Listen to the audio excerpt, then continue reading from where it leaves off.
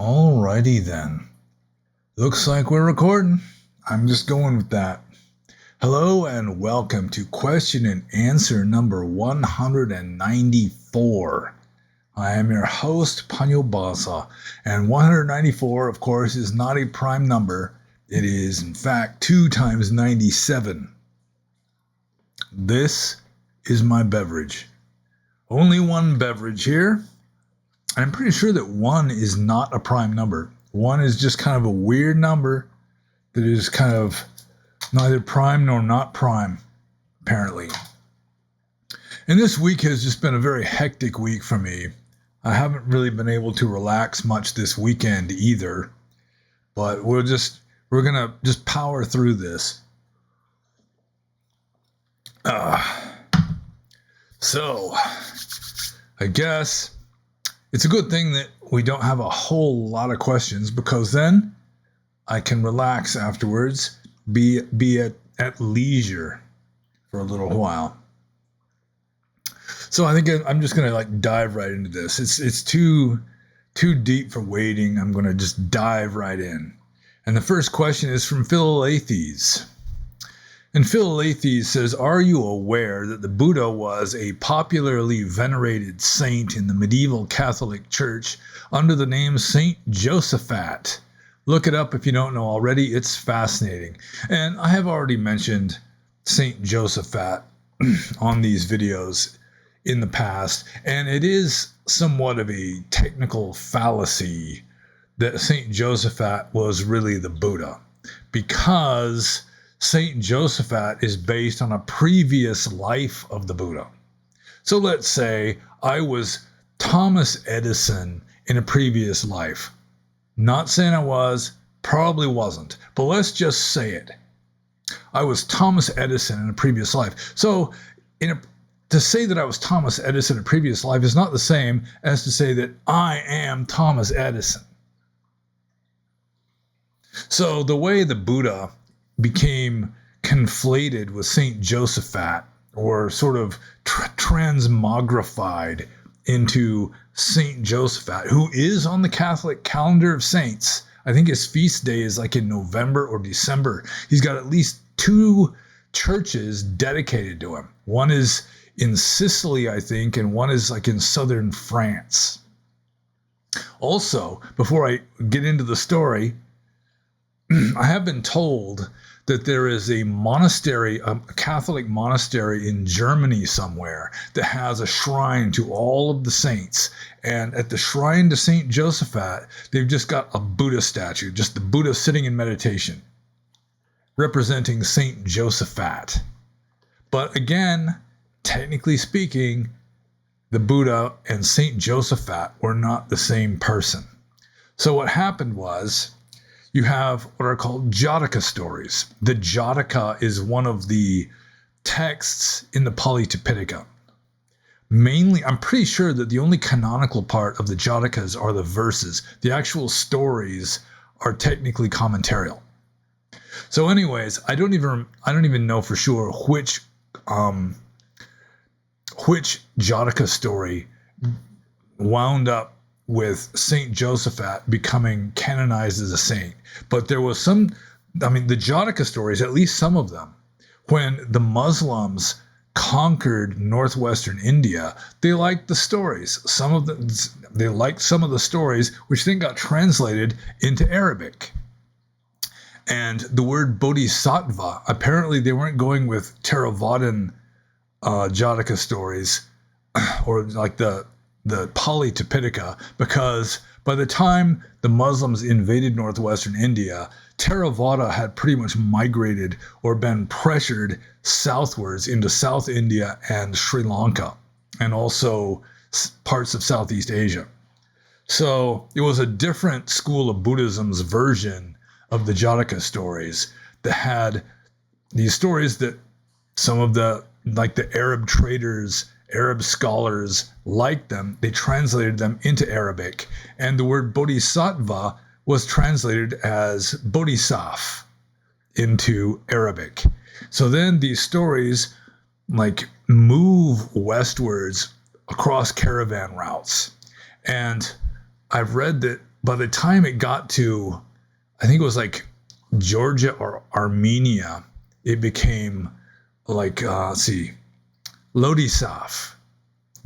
Just the translation of Bodhisattva becomes Bodhisaf in Arabic, then like Lodisaf in like the language of Georgia or in Armenian. And by the time it got into like Western Europe, just following the trade routes and so forth, just stories, just people like these stories, it became in let's see, I think in Greek it was Josaphat, and then by the time it got translated into Latin, it was Josaphatus, or in English, Josaphat. And the story was of this, it was the story of Barlaam and Josaphat. I don't know who Barlaam was, but Josaphat was the Bodhisattva in a Jataka story. And the people who read these stories just assumed that it was all true.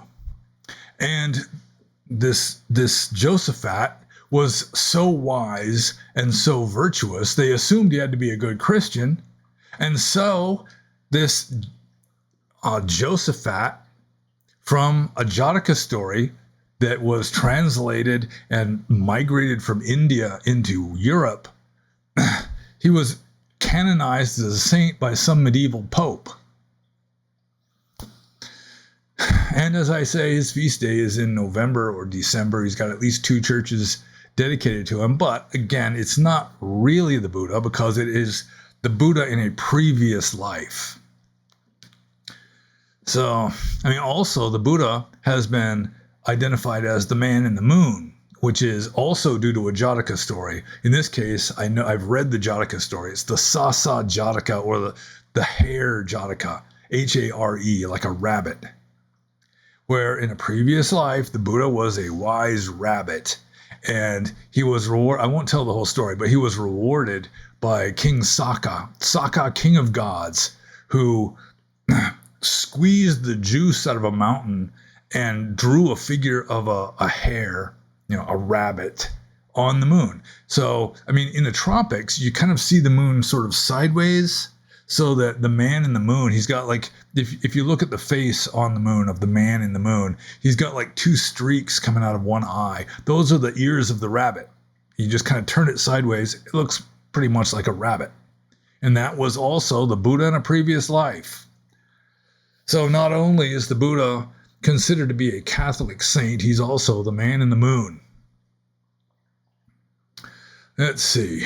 So, Phil Lathes, the question here is, are you aware that the Buddha was a popularly venerated saint in the medieval Catholic Church under the name Saint Josaphat? Well, technically, it was a previous existence of the Buddha, so it's pushing it to say that it really is the Buddha who is a Catholic saint. But I used to call myself, like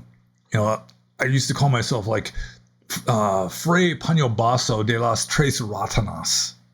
And, I was a member of the Order of Saint Josaphat. So I could pass myself off as a Catholic monk. So we Buddhists are technically Catholics of the Order of Saint Josaphat.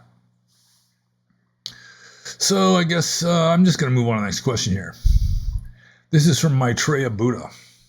And Maitreya Buddha says, what will you do next year when your woman's birthday will land on the day you do your Q&As? Well, this year it landed on the day I do my Q&As. My woman's birthday was on a Saturday, and I usually, not always, but usually record my Q&A videos on Saturday. It's as of right now, while I'm doing this, while I'm recording this, it is Saturday evening, and my woman is at the other end of the house wallpapering a hallway. So, I'm flexible.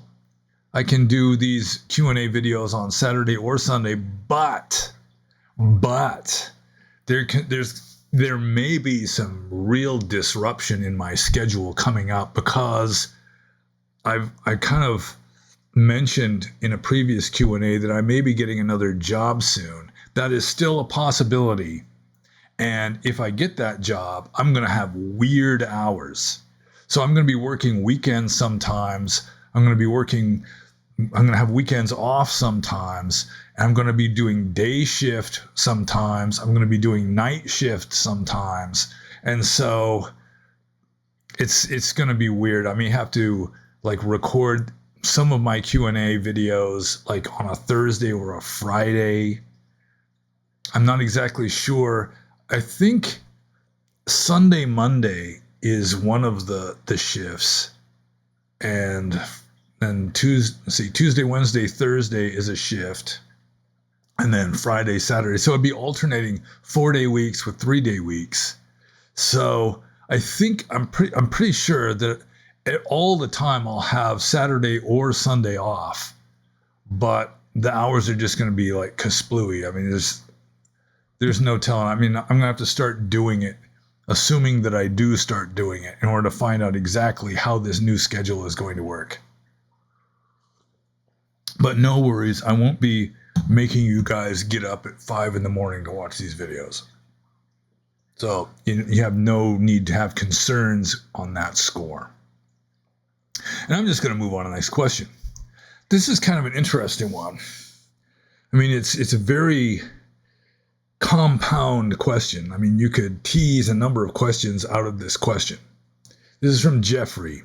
And Jeffrey says, what do you think of the idea of Christianity being based upon Egyptian history, that the teachings of Jesus being based in the ancient Egyptian wisdom texts, the Essenes, and his character being a mix of Thoth, Christ of the Essen, and Tutankhamun, that Abraham is based on Uriah, the man from Ur?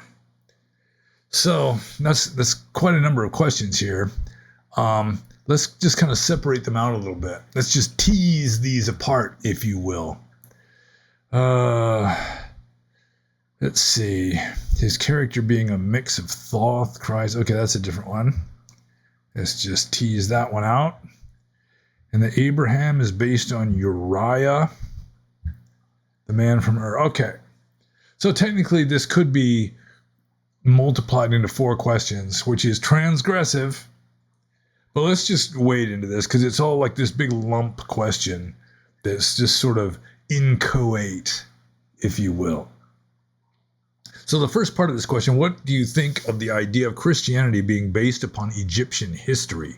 Well, I mean, there is a little bit of Egyptian legend in the Old Testament, like Joseph going to Egypt during a famine and becoming like prime minister of Egypt, which of course isn't in any of the Egyptian inscriptions. And then, Moses leading the Israelites back out of Egypt, this kind of stuff.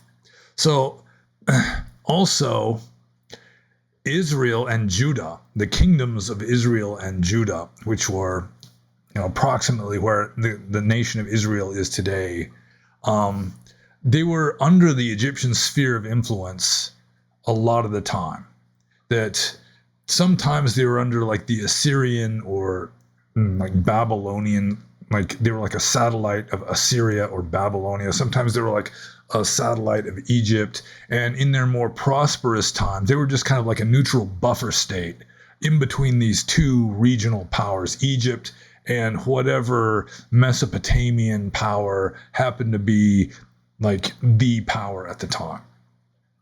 So like in the Chronicles of the Old Testament, you've got like the bad kings who set up pagan shrines, and then you got the good kings who knock down the pagan shrines and just follow the Jewish or proto-Jewish religion. A lot of that was just political. Like if Israel or Judah was a satellite state of Assyria, then you pretty much had to honor the Assyrian gods or you'd get stomped. Or if you were like a satellite state of Egypt, you'd have to have some kind of reverence, at least superficial reverence, like ritual reverence for the Egyptian gods. And so when it was like a neutral buffer state in between the two powers, that's when you had the good kings who didn't worship these pagan gods. at least sometimes. I have read that the Hebrews got their idea, or at least were influenced towards monotheism by the Egyptians, which may sound kind of like counterintuitive or paradoxical, because the Egyptians were notoriously polytheists with a huge pantheon of thousands of deities. But back in the early days of the nation of Israel, the Israelites, after the time of Moses, I suppose. I should have looked this up, like the dating, when like Moses is supposed to have existed, compared with the Egyptian experiment with monotheism. Because it was, like Jeffrey mentions King Tut, the famous King Tut, Tutankhamun, and his father Akhenaten was like, he was the one who moved away from the Egyptian pantheon and became a monotheist. He worshipped only the sun god. And King Tutankhamun, who was kind of like an unimportant king, but he's important to us because his tomb is one of the only tombs of a pharaoh that weren't raided and robbed thousands of years ago. So in the early 1900s, they actually found an unplundered tomb of an Egyptian pharaoh, and that was King Tut. So it may be that Christianity derives its monotheism partly through Egyptian influence, and some of their other ideas are partly due to Egyptian influence. But I do not think that Christianity is largely based on Egyptian history. It's more firmly based on like Semitic, Canaanite sort of religion that possibly migrated westwards from Mesopotamia, which, I mean, that's what the Old Testament says also, because Abraham, the father of the Israelites, the patriarch, the first patriarch, came from Mesopotamia. So what do I think of the idea of Christianity being based upon Egyptian history? I think there's like some indirect influence of Egyptian history and Egyptian religion through like the brief experiment the Egyptians had with monotheism under Akhenaten and Tutankhamun. But I don't think that there really is like a strong link between them. Like this causes that. Which leads to the second part of Jeffrey's questions, that the teachings of Jesus being based in the ancient Egyptian wisdom texts. Well, I mean, if you read the ancient Egyptian wisdom texts, it's largely just kind of mythology and magic. I really have not found much actual wisdom in the ancient Egyptian religion. Like, I've read the Egyptian Book of the Dead, or at least one English translation of one version of it. And I mean, there's not much wisdom there at all. I mean, for that matter, there's not much wisdom in the Old Testament of the Bible either. I mean, there's some, but I mean, it's relatively superficial. It's just this elaborate, like, mythology of gods and their powers and like spells. It's like some of these tombs of, I mean, not Egyptian pharaohs necessarily, but queens or high-ranking ministers of state and so forth. The walls of these undestroyed tombs are just covered with spells, essentially like incantations that are supposed to guide you through like some sort of other world into like some sort of eternal heaven state. And I mean, like the ancient Egyptians believed that you needed your body intact in order to live in this future state. And all this like paganism, animal-headed gods and so forth. I mean, there really was not a whole lot of wisdom to it. I mean, you look at the early Greek poets and, their stories about the Greek gods. there's not a whole lot of wisdom there. I mean, the Greek gods were just essentially humans with longer lifespans and more power. They were still petty and sometimes vicious and kind of rapey, this kind of stuff. The Trojan War supposedly was based on a beauty contest between three goddesses, and they're all trying to bribe the judge. And then when he has to pick one, the other two want revenge, this kind of stuff. And Egyptian religion, I mean, there might be a bunch of stuff in there that I just haven't seen, but I have failed to find any profound wisdom in ancient Egyptian religion. It was more just like this elaborate mythology and magic spells and so forth. So the teachings of Jesus, again, there may be some slight influence. Like it may be that the Jews got the idea of monotheism from the Egyptian brief experiment with monotheism, which didn't last very long. After King Tut, I don't think he had any children. Then you had like Ramses the Great or somebody took over and they just kind of defaced the statues of these monotheistic pharaohs and just pretended like they didn't exist. They just went right back to Egyptian polytheism. So he mentions the Essenes. I mean, the Essenes, there has been some conjecture that the Essenes were influenced by Buddhism more than they were influenced by ancient Egyptian religion. That you had King Ashoka of India sending missionaries to like the Hellenistic states, and that it may be that some of the early proto-Jews got the idea of like monasticism, that kind of thing, from like Ashokan missionary efforts through like essentially Buddhism more than ancient Egypt. I mean, I don't see a whole lot of similarity between like the Essenes or the early Christians on one hand and ancient Egyptian religion on the other. I think I already mentioned the Egyptians, even when they did become monotheistic, their one god was the sun. So, and not the son of God, but like the star up there that our planet is orbiting around. Although I'm not sure if Jeffrey believes that the Earth is orbiting the sun, so I shouldn't push the issue. So let's see. Then the next part was the character of Jesus being a mix of Thoth, Christ of the Essen, or the Essenes maybe, and Tutankhamun. And no, I don't see that at all. I mean, there's almost no mention of Egyptian religion in the Bible. Like the New Testament, it's like I assume Jesus really existed.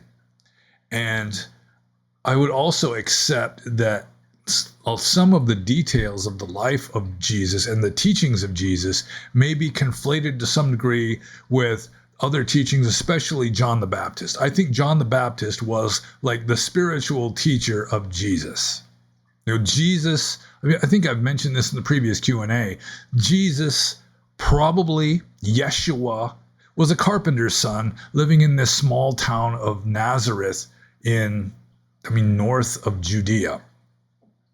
He was in Galilee, which in more ancient times was essentially the kingdom of Israel, which was distinct from the kingdom of Judah.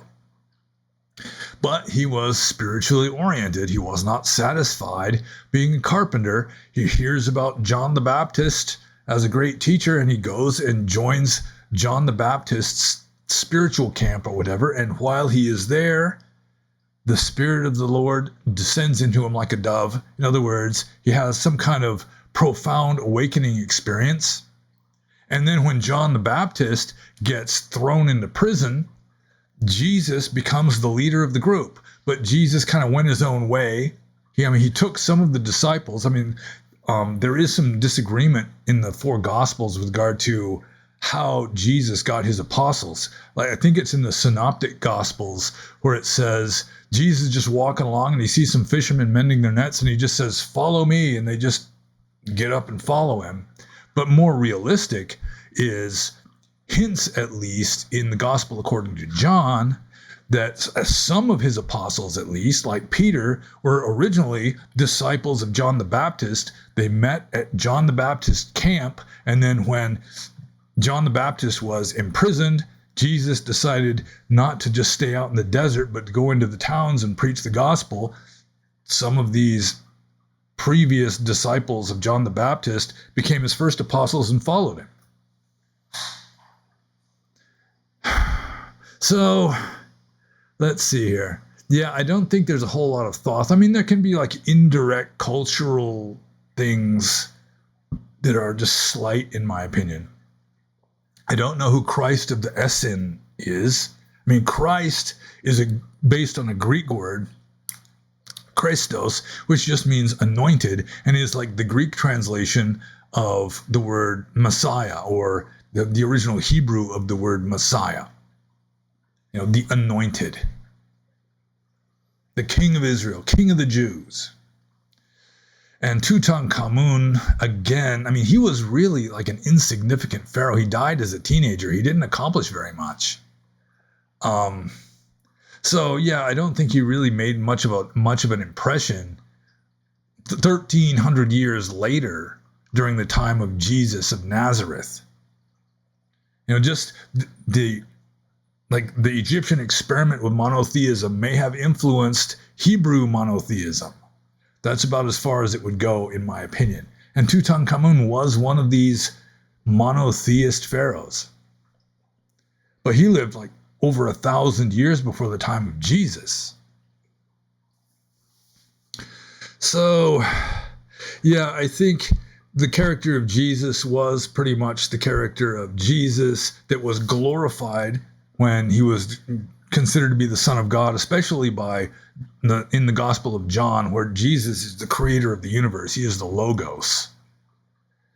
And, I mean, what Jesus taught, probably a lot of it he got from his teacher, which was probably John the Baptist, and John the Baptist probably got a lot of that from his teachers, which some of whom at least were possibly Essenes.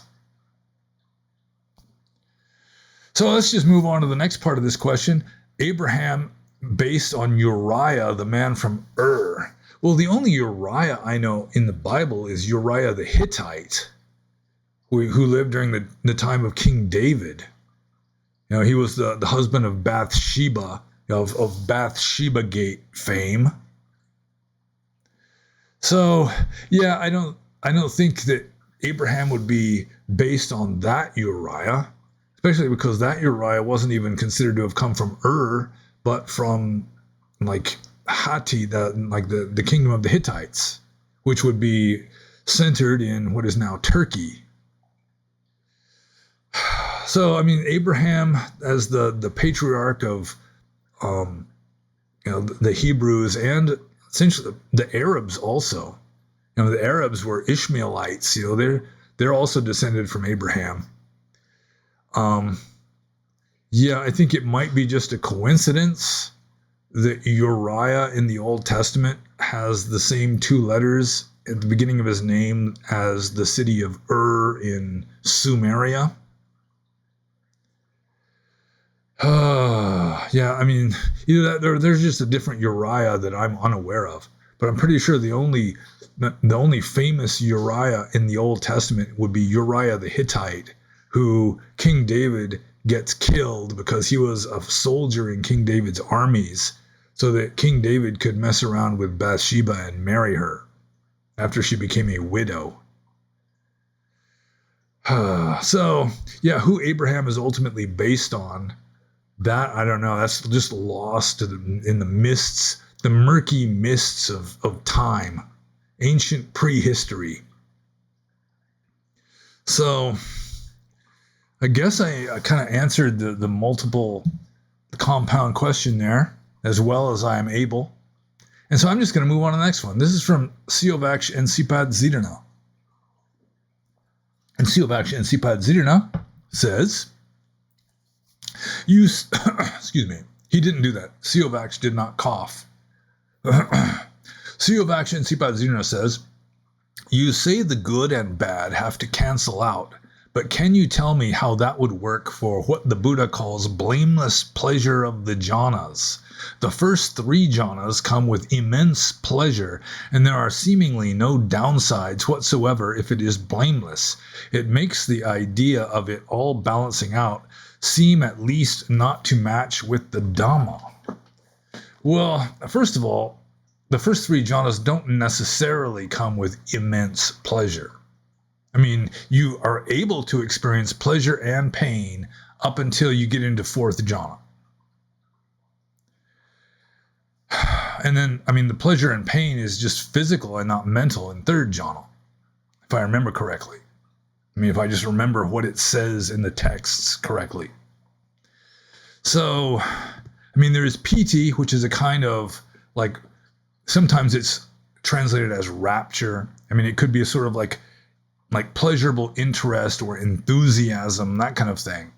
But I have found in my own practice as a monk that piti happens like in the early stages when you're not used to it yet. But then when you get used to it, it just becomes more of a neutral state. Jhana is not so much you're just wallowing in pleasure, that it's largely neutral. So anyways, let's just say that there is pleasure. You know, I'm sure a lot of people get a lot of bliss. They just get blissed out when they meditate. So let's just kind of go with that angle. So, I mean, how do you get there? It doesn't just go one way. It's just if you have pleasure, there must be pain that comes after that or accompanies it. I mean, it so long as it balances out in the long run. So it's in a case like that, you're starting off with the pain. You're starting off with like rigorous austerity and self-restraint, which is damned unpleasant sometimes. And so the payoff of that unpleasantness is this blissed out state of meditation. It's like Jesus talks about this sort of thing, like in the Sermon on the Mount, where he's talking about how it's good to be miserable now in order to go to heaven later. In his case, it's not really an equitable trade, because you're just talking a few decades of being miserable now for an eternity of pleasure, which doesn't balance out. But we're not talking Christianity here. Well, I guess I kind of was. But we're talking Buddhism more than Christianity. Even though the previous question was about Christianity. So, yeah, I mean, it would be you're blissed out in your meditation, which helps to compensate for just this like discomfort and sweat and bugs biting you and just austerity in general as a monk. Of course, there are some people that like live in Marin County, California. They do yoga on the beach. You know, they have like acai berry smoothies. You know, they're living in a kind of a lower level heaven realm. And some of those people might be able to just go right into jhana and be all blissed out. And in a case like that, you know, it's still the principle of subjective equilibrium applies, where they're going to be having other stuff that balances that out when they're not meditating. Anyways, just about any kind of pleasure, just pleasure in and of itself is blameless, because that's just the fruition of past karma or present karma. But it's just like the result of something. And it's just kind of an involuntary thing that happens, so to speak. So, seemingly no downsides whatsoever if it is blameless. It makes the idea of it all balancing out seem at least not to match with the Dhamma. No, not really. I mean, Siavakshan Sipat Zirna, I mean, if he's going with the jhanas in the texts, then he should also be going with the bhikkhu's life in the texts, which is a rough, unpleasant life a lot of the time. So this is the bliss of the jhanas is a kind of payoff. You know, it's compensation for all this austerity and self-restraint and frustration that monks are having to go through, enduring heat and cold and sickness and thirst and hunger and all the rest. And then they get into this bliss of meditation.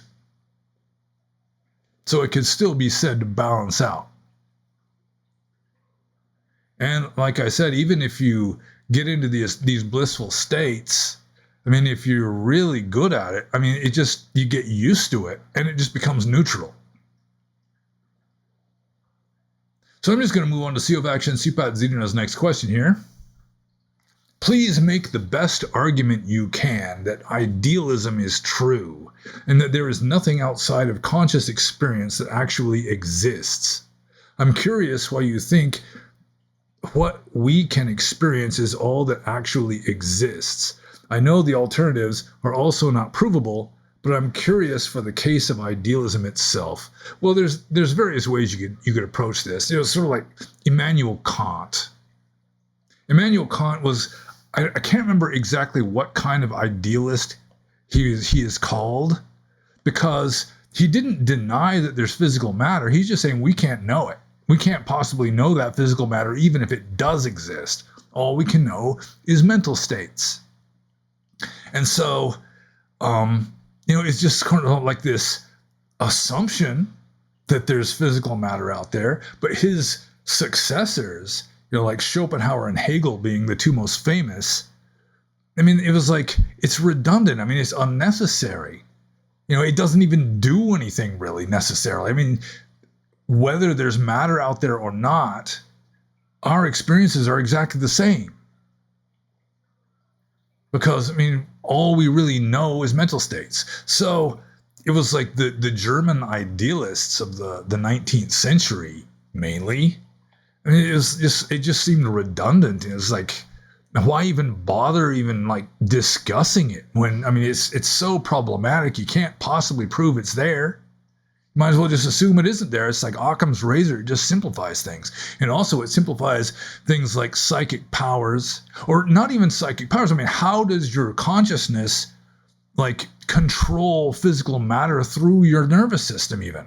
I mean, let alone like moving objects, by psychic means, like psychokinesis. I mean, even moving your own body, like I'm waving my arms around, I mean, in a way, that's kind of psychokinesis too. So there's no way really to explain it. And scientists really don't know how to explain how, like, conscious experience relates to the physical system of our body. So, I mean, that's a complication. It still doesn't prove anything. Like Siovac says, you can't prove anything. Like, I think it was Spinoza was one of the first modern philosophers to point this out. Hume also like pounded away at this, that the only thing you can know for sure is what is completely contained within your own mind. So, I mean, you could work out theories of Euclid. You could prove that you can cause a checkmate in chess with your opponent having only a king and all you've got is a king, a bishop, and a knight. You can work that out entirely in your head. And so you can kind of prove that conclusively. But with regard to matters of fact existing out there somewhere, you can't prove shit. I mean, it's just beyond your experience. Your experience is what you are experiencing, which is mental states. So I do think that one of the best bits of evidence that mind is all there is. I mean, just setting aside like Buddhist texts, especially Mahayana Buddhist texts. The Mahayana Buddhists were kind of like, I mean, like the Theravada Buddhists or like the Buddha himself was sort of like Kant, where, mind is the emphasis, but he wasn't like openly denying the existence of physical matter. His successors, in this case Mahayana Buddhists, they just denied physical matter. And one of the reasons for that is, how do you explain how mind can like influence matter? I mean, it's like nobody knows, other than just saying that mind is just an epiphenomenon of electrochemical processes in a gray lump of meat. But I mean, that's not really persuasive to me either. But again, just another angle of this is something that I pound away at a lot, that a lot of people just don't get, I think, and that multiplicity is necessarily perceptual.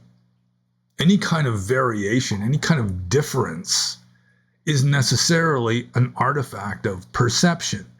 Because in order for you to have two things, or even just to have one thing, you've got to have like relations. That one thing has to be same as or different from in order for it to exist as a discrete entity. And same as and different from do not exist out there somewhere. That's in your mind. So you want to believe that there's like some multiplicity of things out there and forces and particles or whatever.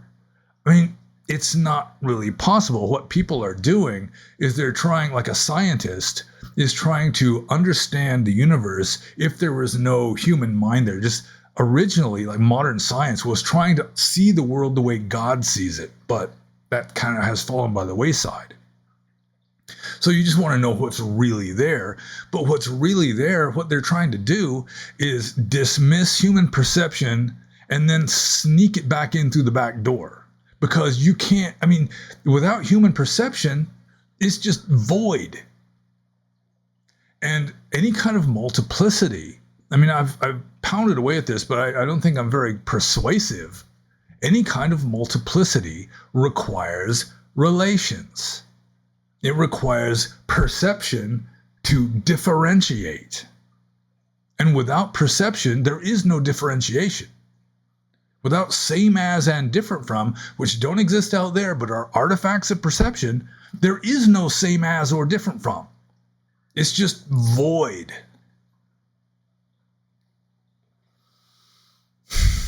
So it just seems way more elegant, more explanatory, and more likely to me that the universe, or samsara as we experience it, is a manifestation of perception.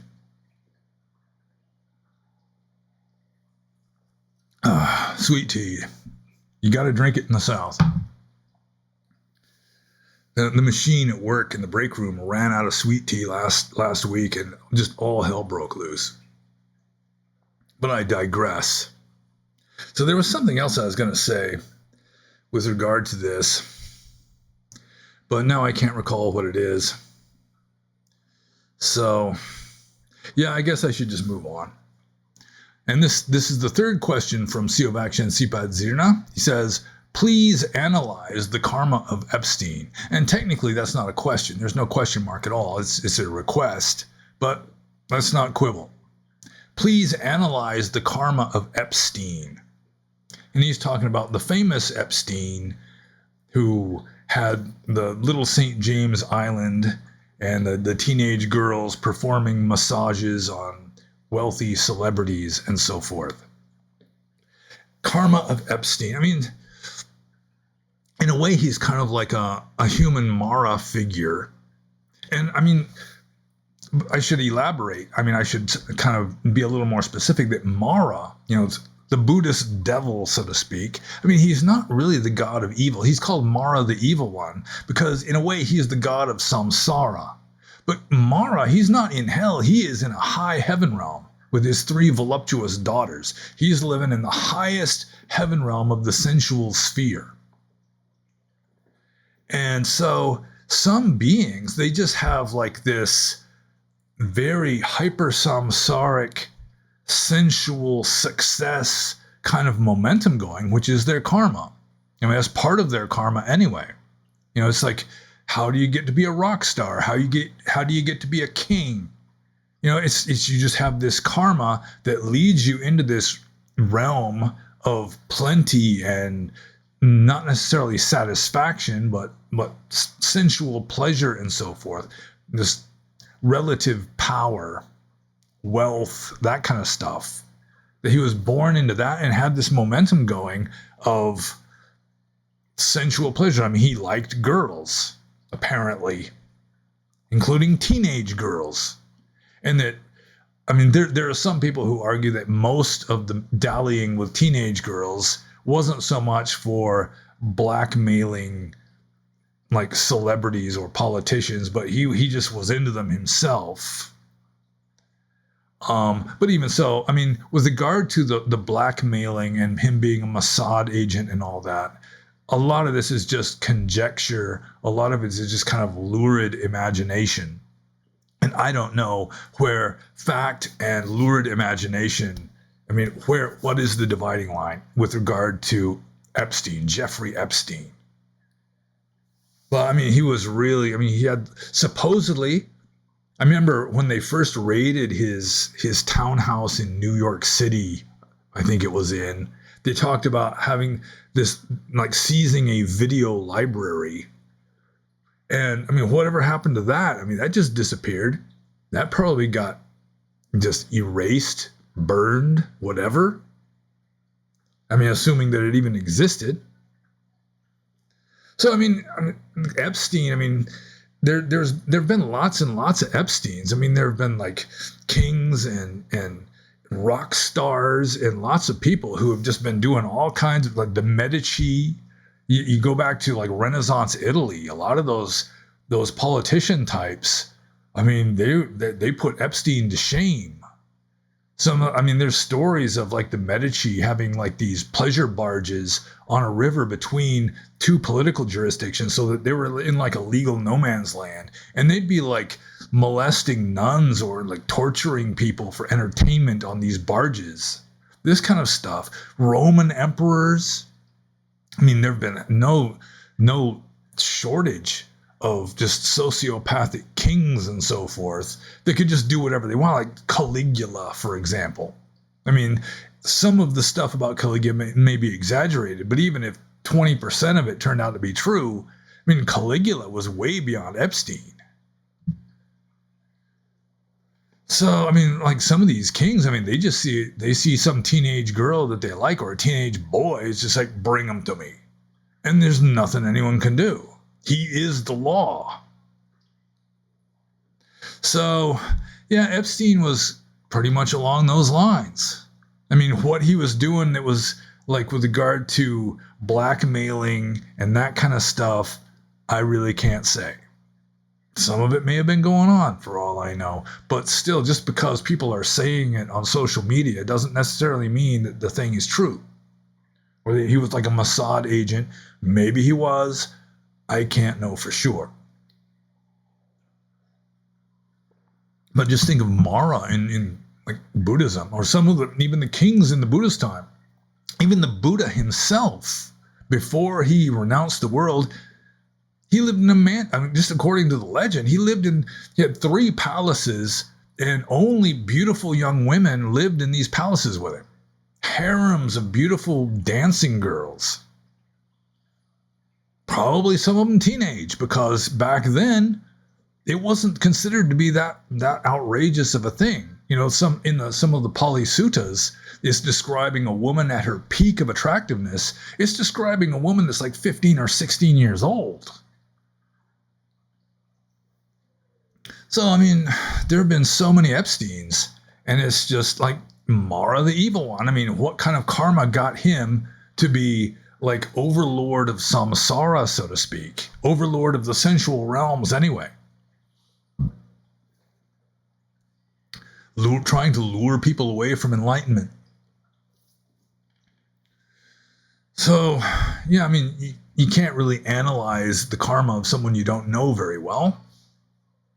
But, I mean, there have been countless Epsteins in this world. I mean, it's not like he's some sort of singular phenomenon. I'm sure there have been a lot of people more depraved than Epstein that are walking the streets right now. Powerful people, you know, musicians, for example, rich ones, not poor musicians, not the guy with like his guitar case open on the sidewalk playing the guitar for handouts, not that guy. Rock stars, this kind of thing. P. Diddy. So, I mean, there's really not much else I can say, I suppose. Not that I can think of anyway. So I'm moving to the next question. This is from Dripwalker. And Dripwalker says, are there any spiritual benefits of going vegetarian? To give you some context, someone said their meditation improved after becoming a vegetarian, but I am not sure if it was Buddhist meditation or some other weird esoteric meditation. Back then, I was not that spiritual as now to go into specifics, but somehow he said he is a Buddhist. Also, keep in mind, this is a guy from California. Hope that helps in any way. Well, Mahayana Buddhists tend to be vegetarian. So, yeah, the early Buddhists, like Theravada Buddhists, they weren't vegetarian just because it was so early that India in general wasn't vegetarian. Monks were beggars. Beggars can't be choosers. And so they weren't allowed to eat meat that was killed on their behalf. But if it was just leftovers from somebody else's meal, then it was allowable. The Buddha himself apparently ate meat. So going with Buddhist ethics, I mean, if you can do something without unwholesome mental states, like eating food without unwholesome mental states, you're doing nothing wrong. I mean, if you're just wallowing in the pleasure of some vegan gourmet dish, I assume vegans have gourmet cooking, then, I mean, that is unethical. I mean, that's like you're doing something worse by just wallowing in the sensuality of being a vegan foodie than you are by just eating meat that is left over from somebody else's meal, and you're just eating it just in a neutral mental state in order to keep yourself healthy so that you can continue practicing Dhamma. I do remember reading in a book by Ram Dass, one of my first spiritual teachers, who was born Jewish, incidentally, but he said that the main benefit of being vegetarian is, like a spiritual benefit, is that when animals are killed, let's say there's an animal like a cow at a slaughterhouse, and they are freaked out. I mean, they smell the blood. They know that things are not good. You know, they're trying to get away. They're scared. And so you've got these like hormones, fear hormones. I think Ram Dass called them purines, going through their system. And then when you eat that, you're eating some of that, which is going to be influencing your mind somewhat, because cow hormones really aren't so different from human hormones because we're both mammals. Genetically, a cow and a human are, I would guess, somewhere in the range of 90% identical. Definitely up in the 80s anyhow.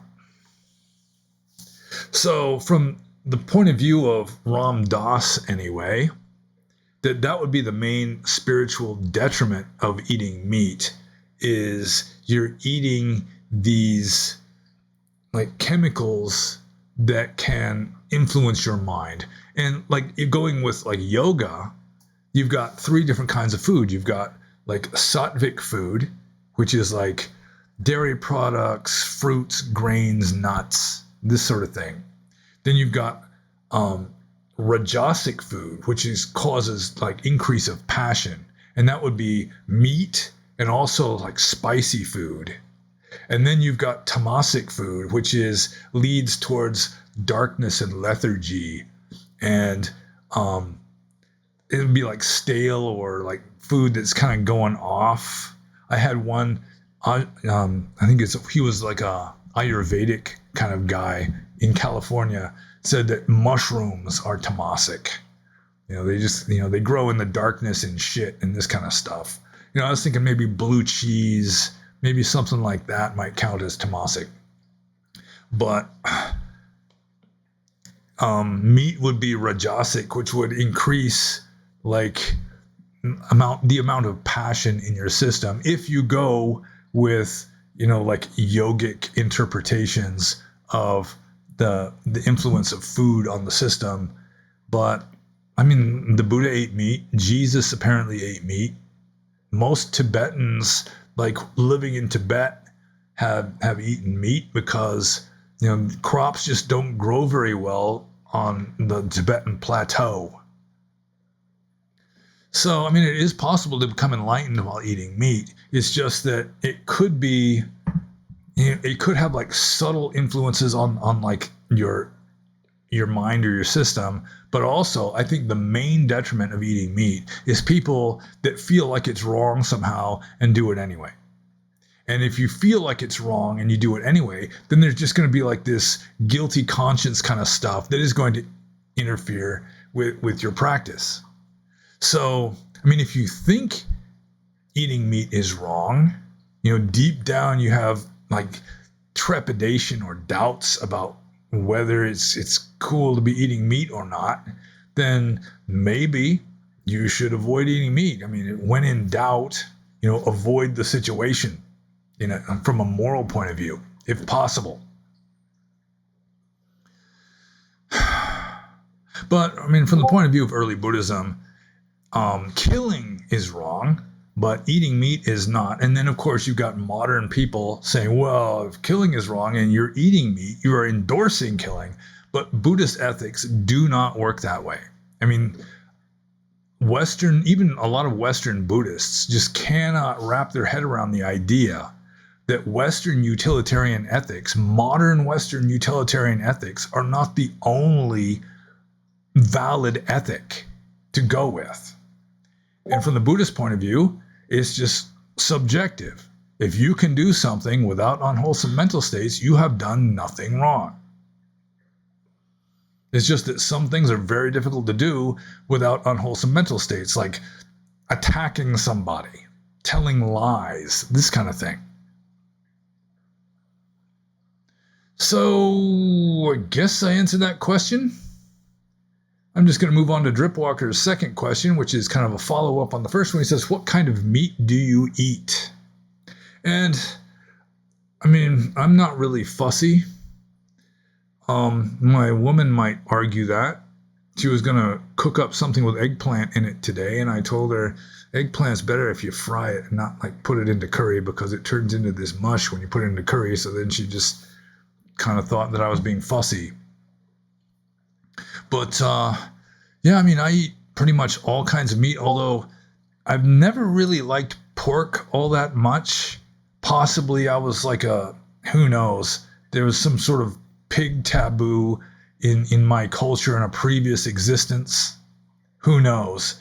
But I was never really much into pork. And watching documentaries about factory farms, also just the way they treat pigs is horrible. Also chickens. I had my mind poisoned against chicken by watching these documentaries. Although nowadays, partly because of these kind of documentaries, the treatment of chickens has improved in that a lot of eggs that you buy at the grocery store now, say free range chickens, it's like they're not in these little cages anymore. Although what does free range mean? It could just mean that they're wandering around in the dark in a big warehouse or something. Steak, I eat beef. I like steak. I have to admit, I was a vegetarian for many years, up until I became a monk. I was a vegetarian as a monk for maybe 2 years. But then when I'm in Burma, I was living in central Burma, which is just dirt poor. One reason why it's so poor is because it's semi-desert. That is very arid there. And at least 1 out of every 3 years, the crops fail due to lack of rain. And so if you don't eat meat, your options are very limited trying to survive in like central Burma. Lamina village, for example, or Pindalay village, or let's see, what was the other one? Tezu village. It's like you get pink chewy rice. These are very poor people. Pink chewy rice, some badass cookies. Just most Westerners would choose not to eat these cookies. And like pork. I've eaten every edible part of a pig, I'm sure. Maybe not eyeballs, but aside from that, I've pretty much eaten every edible part of a pig. Pig brains, just like pig spleen, pig blood that has been congealed into something that looks kind of like liver but isn't. So, yeah, I eat pretty much any kind of meat that's put in front of me, really. I wouldn't want to eat octopus. I like octopi. So I wouldn't eat that. I wouldn't eat like dog meat or something, but the standard kinds of meat chicken, pork, beef, lamb sometimes. I eat that stuff. My woman does too, and she's a very good cook.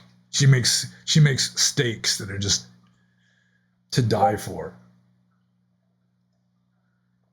Especially for the cow to die for, I guess. I eat fast food burgers occasionally.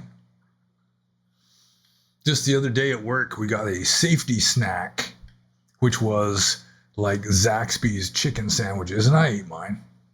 I don't know, I was a good boy.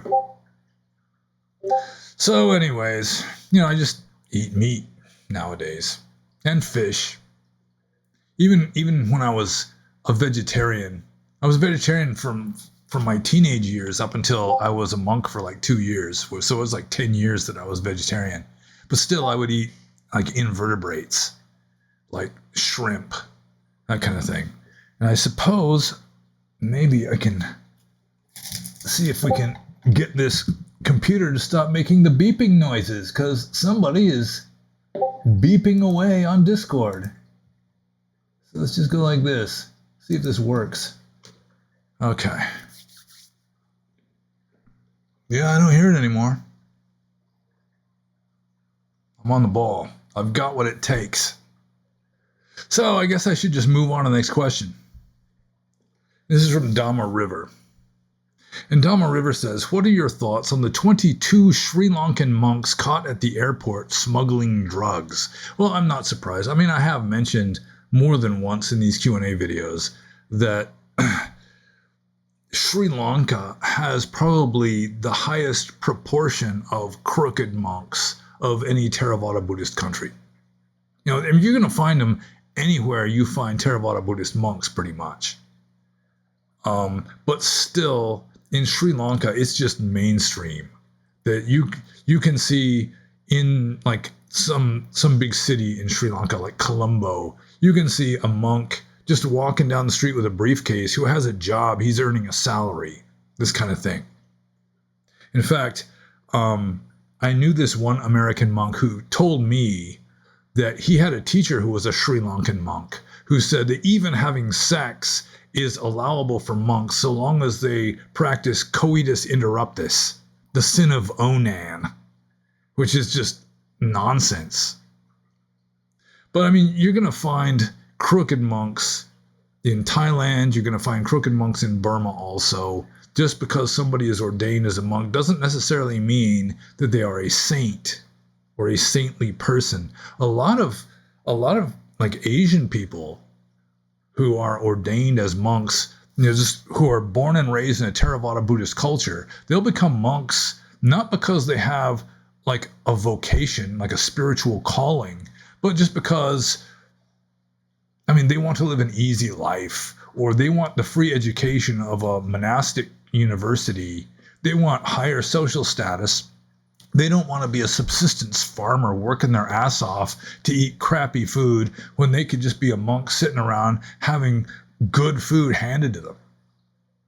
So there's a lot of monks that are like that, especially the ones that were born and raised in Theravada Buddhist cultures, like Western monks. The amount of crooked Western monks is proportionally less than the amount of crooked like monks who were born and raised into a Theravada Buddhist culture, because a Western monk or anybody who was not raised in a Buddhist culture is having to go against their own culture, possibly going against the wishes of their own friends and family. They have to really be serious about becoming a monk, and usually it's not just because they want to live an easy life.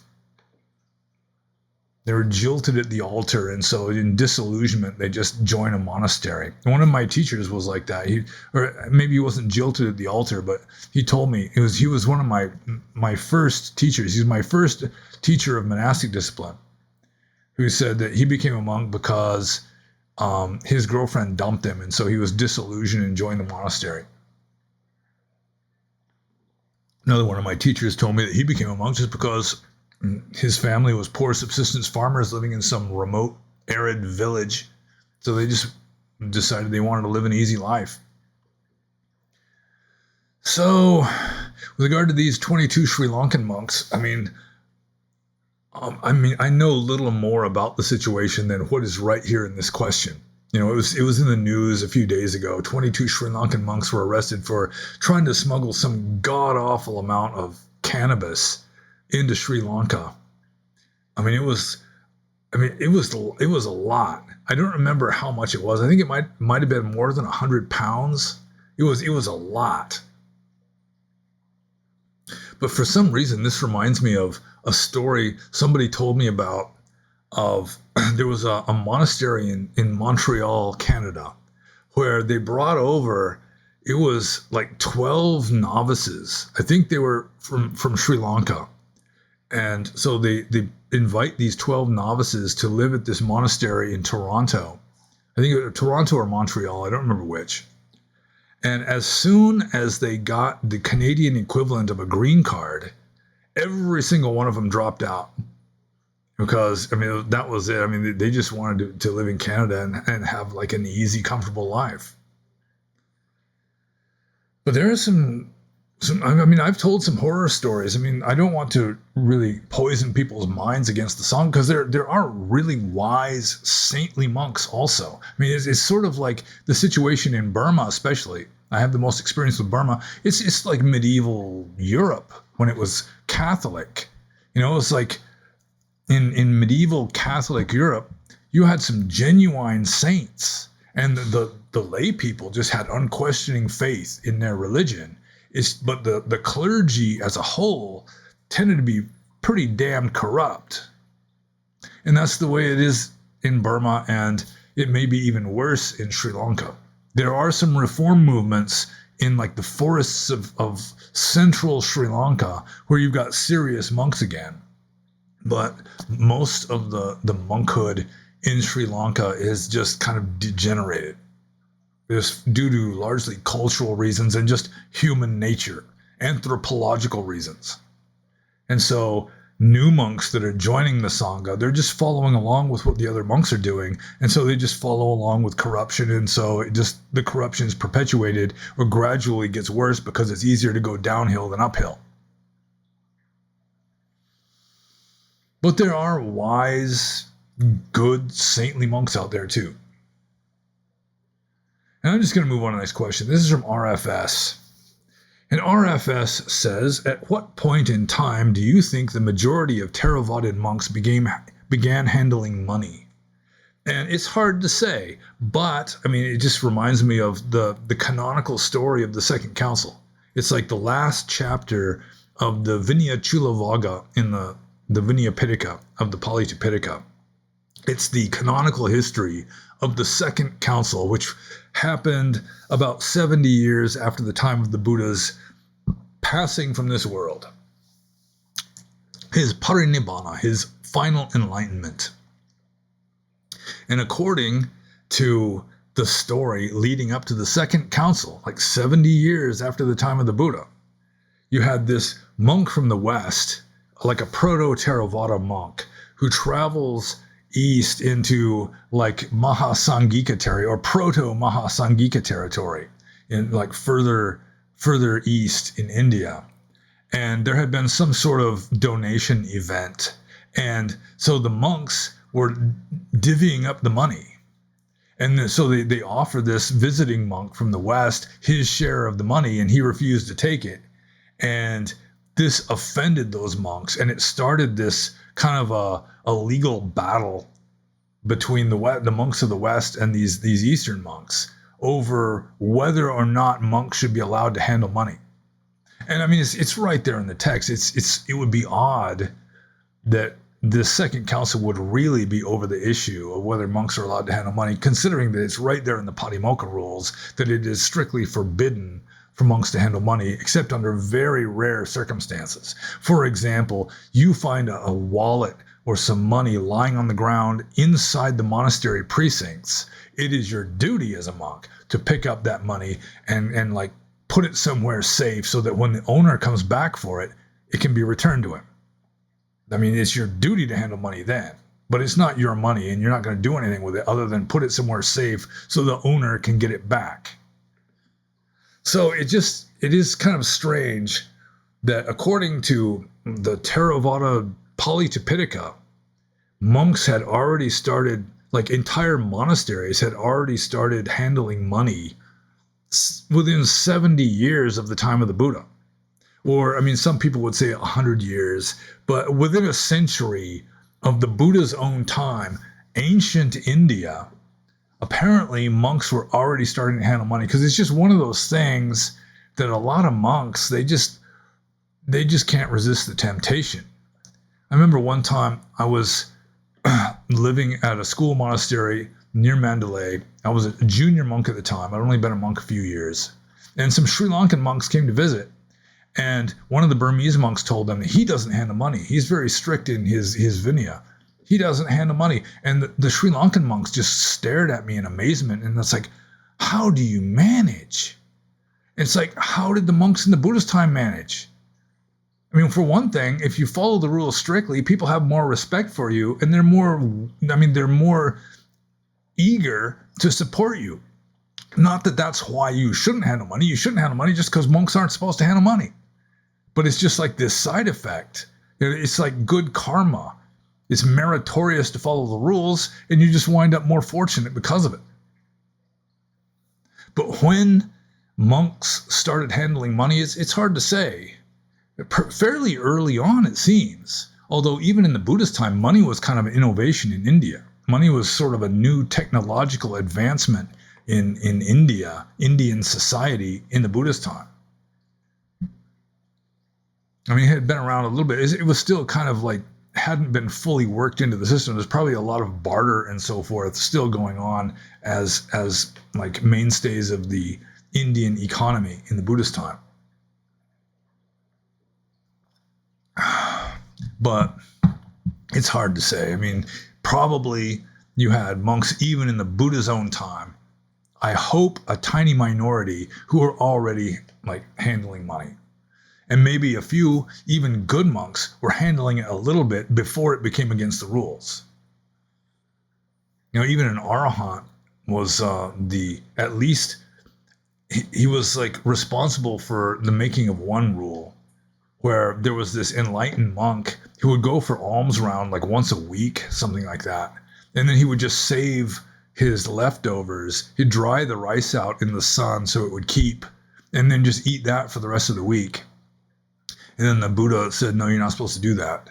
So, I mean, there's nothing technically immoral about handling money. Or just like there's nothing technically immoral about eating food that has been stored overnight. But it just became against the rules at some point, and it may be that before it became against the rules, there are a few even like wise monks who are handling money a little bit. But, I mean, who knows? I mean, this is just lost in the mists of antiquity.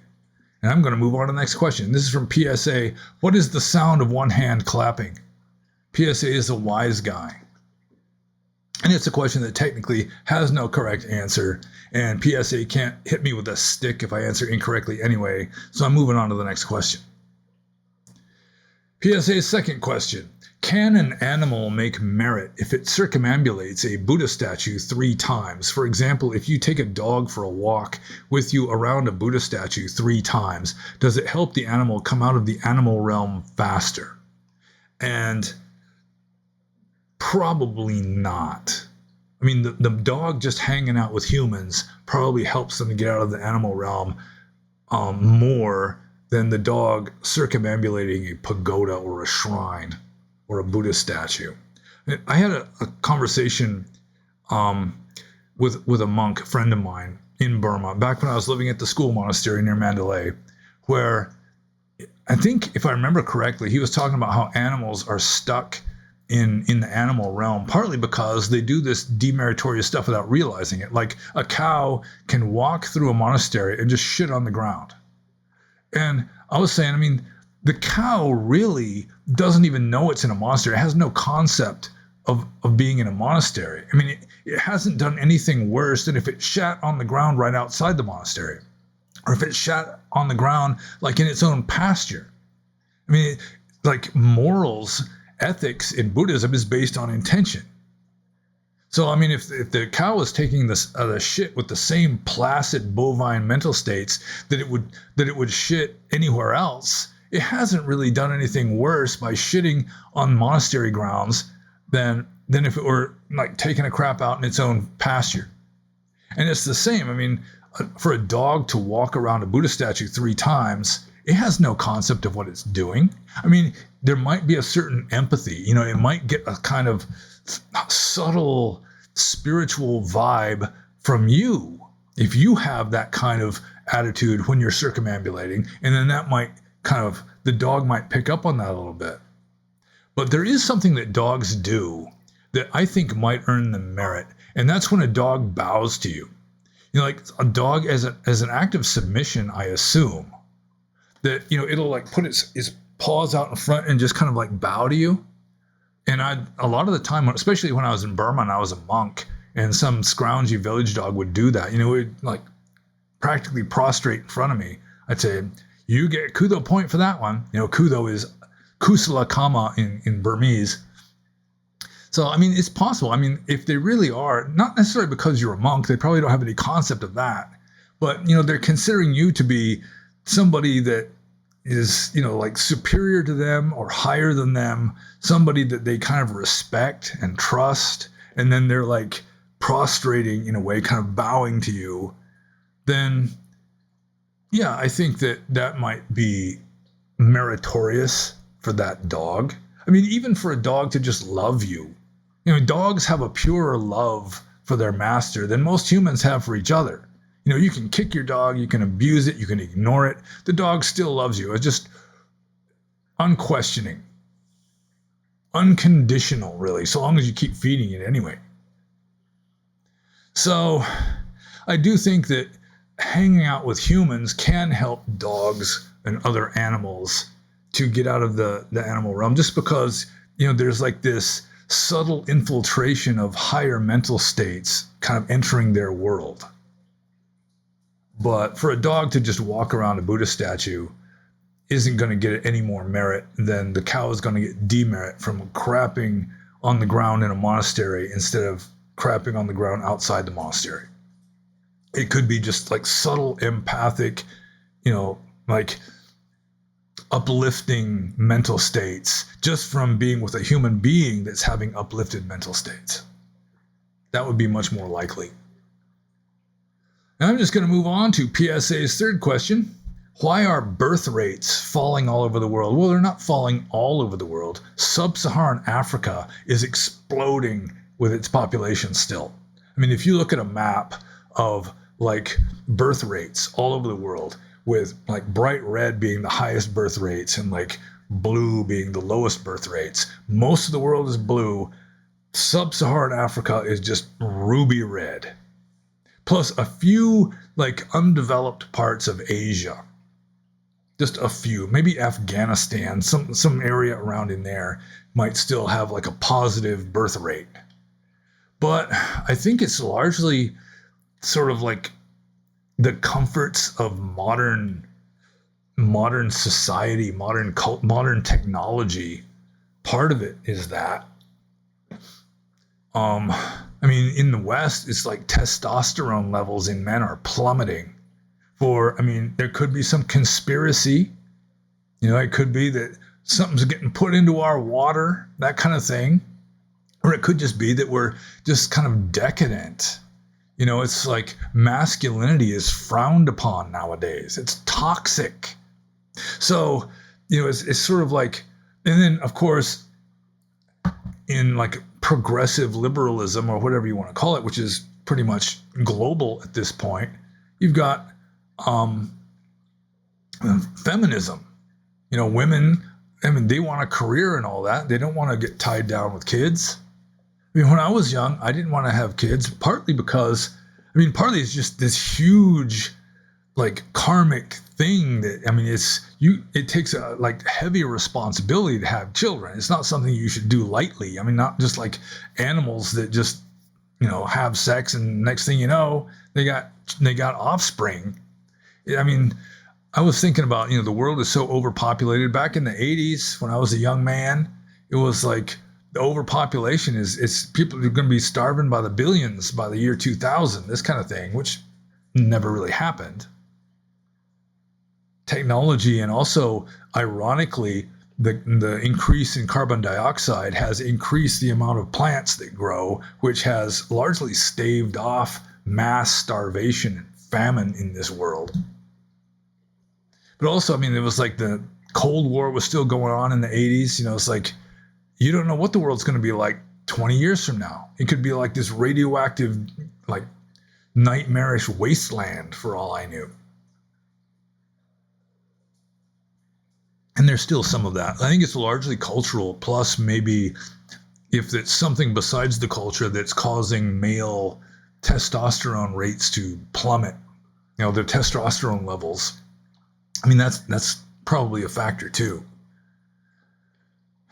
But, I mean, I'm probably not the correct person to ask. I mean, you'd probably get a better answer if you asked Grok why birth rates are falling all over the world, except in sub-Saharan Africa and a few like underdeveloped Asian countries. And I'm just going to move on to the next question. This is from Stellar Supreme. And this is kind of a strange question. And really, it's a very compound question. There could be any number of question marks in this if one were inclined to include them. But Stellar Supreme says, what is the most dharmic insect, reptile, mammal, amphibian, bird, plant, fish, arachnid, crustacean, mollusk, and cnidarian? And for those of you who are unfamiliar with like biological taxonomy, a cnidarian would be like a jellyfish or a coral or a sea anemone. And then he includes here, no wrong answers, just creativity points question. So idle curiosity, maybe an entertainment value kind of a question. So what is the most dharmic insect? I would guess like a honeybee. You know, I mean, they're not like killing other insects except for maybe in self-defense, defense of the hive, that kind of thing. Making honey, they work hard, you know. So yeah, let's go with the honeybee as the most dharmic insect. Most dharmic reptile? Gosh, maybe some kind of land tortoise. I mean, in order for it to be dharmic, you probably wouldn't be a predator. Most reptiles are like predatory, at least on insects. I mean, you've got like the marine iguana of the Galapagos Islands that feeds on seaweed. But then you've got plenty of tortoises that feed on plants and so forth. And they're kind of slow and chill. So let's just go with some kind of giant land tortoise. I mean, the Galapagos Islands apparently has the most dharmic reptiles. So the most dharmic mammal, humans. Also, probably the most adharmic mammal is also the human, because there's a lot of variation in humans. Let's see, the most dharmic amphibian. Well, the frog god. Let's just go with Buddhist mythology, Buddhist legend. The frog who was listening to the Buddha give a talk, and he didn't understand the words, but he was uplifted just by the vibe, so to speak. You know, soothed by the melodious tones of the Buddha's speech. And so as the frog was like squatting there in rapt attention, listening to the sounds of the Buddha's speech that he couldn't really understand, some shepherd accidentally squished the frog's head with his stick, not even knowing what he was doing. He didn't look down. He just shifted his stick and killed the frog. The frog became a deva, landed in a heaven realm, became the frog god. So that would be the most dharmic amphibian that I can think of. The most dharmic bird? Man. I mean, you've got the hamsa, or the ruddy shell duck, which is considered more or less sacred in Buddhist cultures in India. I think it's like the what is it, like the mascot bird of the god Brahma. I mean, they probably do eat some animals like invertebrates and so forth, but the associations with Buddhism are fairly good. Let's see, the most dharmic plant would be the Bodhi tree, Ficus religiosa. See, the most dharmic fish, gosh. Well, I mean, the Buddha was a fish in a previous existence. He was the fish king. So yeah, maybe we should just going with that. Like the most dharmic bird, maybe it was like a quail. There's the Buddha was a quail more than once, according to the Jataka stories in his previous existences. So most dharmic fish, I don't know, maybe like an otocinclus algae eater, because they're just helpful little fish. They're unobtrusive. They don't have an attitude, and they just eat biofilm like bacteria and diatoms and algae and that kind of stuff. So if we're not going to go with the Buddha's previous existence as the fish king, let's go with an otocinclus. The most dharmic arachnid, let's go with I think a daddy longlegs, a harvestman, is technically an arachnid, and they're detritivores. They're not predators. They're not like stinging things to death, biting them and injecting digestive fluids, that kind of thing. They're just harmless little, they look kind of like spiders, but they're not. The difference between a daddy longlegs harvestman and an actual spider is the spider's body is divided up into a head and a cephalothorax and an abdomen, just two parts. Everyone knows that an insect's body is divided up into three parts: the head, the thorax, and the abdomen. Like a spider or other, no, let's just go with spiders. They got the cephalothorax, the head and the thorax are fused into one, and then they got the abdomen. A harvestman is all just one lump. It's all fused. Yeah, so let's just go with that. The daddy longlegs. The most dharmic crustacean. Well, my amano shrimp, they're like the crustacean version of an otocinclus little aquarium algae eater. So, yeah, some of these little shrimps that just feed on algae or detritus, they're just like part of the cleanup crew of the ecosystem. They're just helpful little beings, unobtrusive, mind their own business. The most dharmic mollusk. Gosh, this is so weird. The most dharmic mollusk. How about an oyster? Although they do handle pearls, I guess. And the most dharmic cnidarian. Gosh. Well, you got your choice of jellyfish. Let's see. The Portuguese man of war wouldn't be it. Sea anemones or corals. Some kind of coral, I guess. Who knows? Like the Buddha's palace before he renounced the world probably had coral in it. That kind of coral, because it's associated with the Buddha somehow. And I'm just moving on to Stellar Supreme's next question, which let us hope is not as weird as that one. Well, actually, I guess it kind of is. What is your favorite creature from the Cambrian explosion? The organisms of this time period are so diverse and interesting looking. Consider Anomalocarididae and Opabinia. Well, I really don't know what those are. And I haven't really studied the extinct phyla of the Cambrian explosion very much. I remember there was a kind of, it was sort of like an armored worm that had a mouth like the iris of an old time camera. It was like a circle that opened and closed by like the same kind of iris movements of like a camera iris. So, that was kind of cool. I don't know what it would be called though. But I think brachiopods arose from the Cambrian explosion. The brachiopod is really this super ancient kind of animal. It's sort of like a clam that's got like a stalk. Or I would guess that even, what do you call them?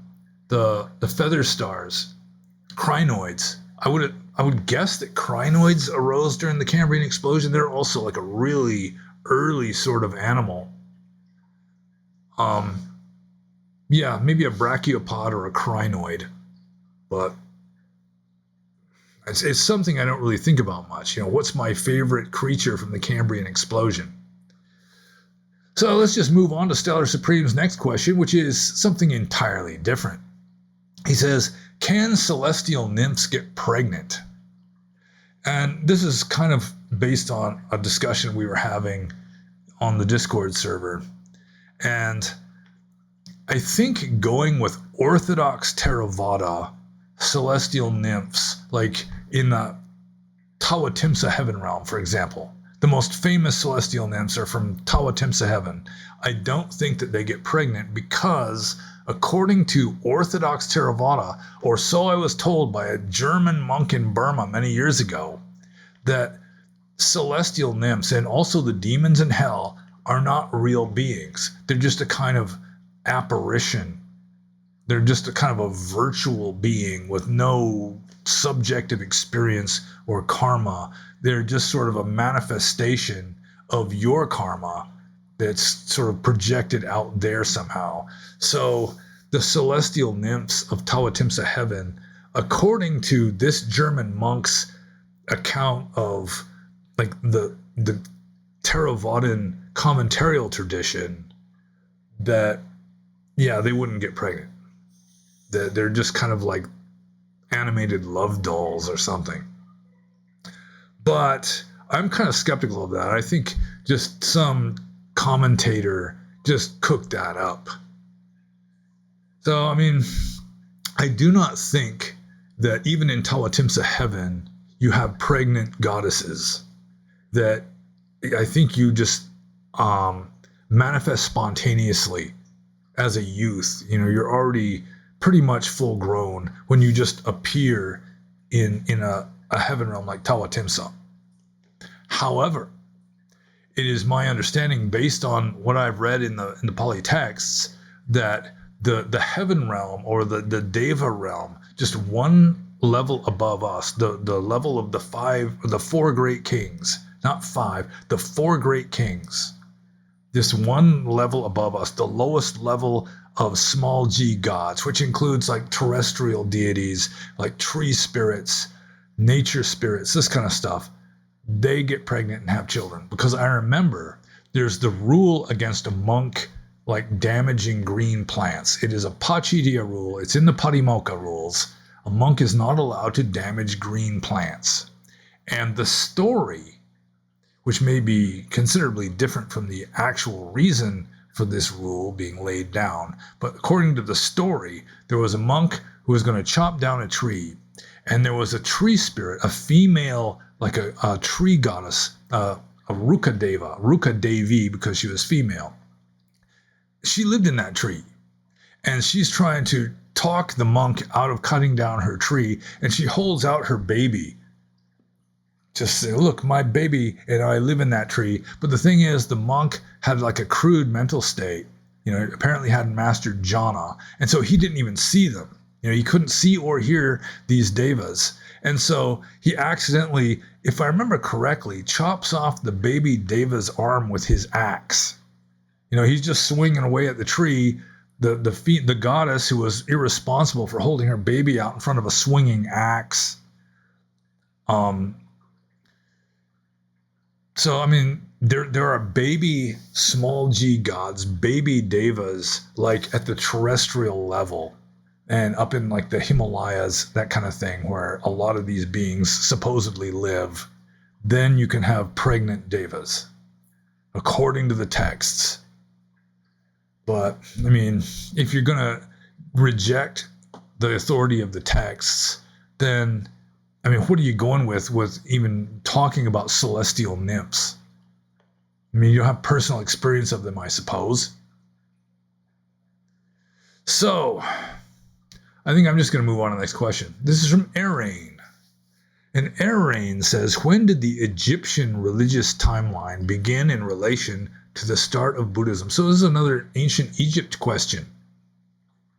Maybe we'll have to have a thumbnail with an ancient Egyptian theme.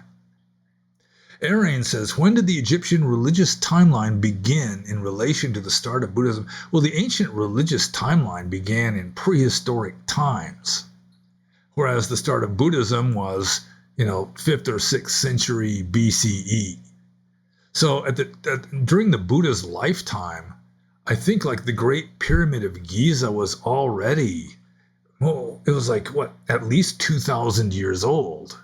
I mean, the Great Pyramid, supposedly, going with mainstream archaeology, wasn't it built like, it was either 2500 BCE or 3500 BCE. So it'd make it like 2,000 or 3,000 years before the time of the Buddha. And Egyptian religion had already started. I mean, they already had this idea of you're going to have to take your body with you into the next life. And so they're trying to preserve mummified pharaohs and that kind of thing.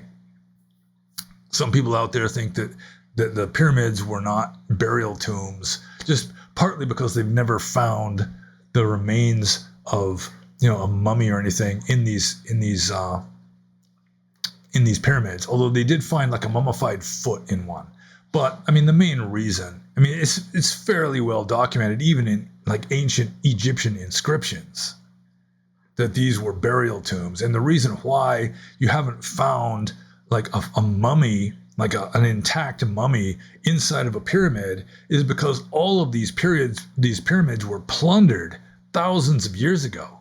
That's why they eventually stopped using pyramids and started burying their pharaohs in the Valley of the Kings, like in hidden places underground or in the mountains. Because if you have a pyramid, it's just like this big advertisement. There is priceless treasure inside this thing. So every single pyramid got plundered long ago.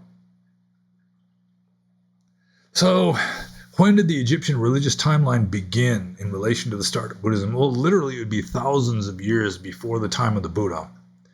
Probably pre-dynastic times, already the Egyptians had some of their pantheon intact, some of their religious beliefs already intact.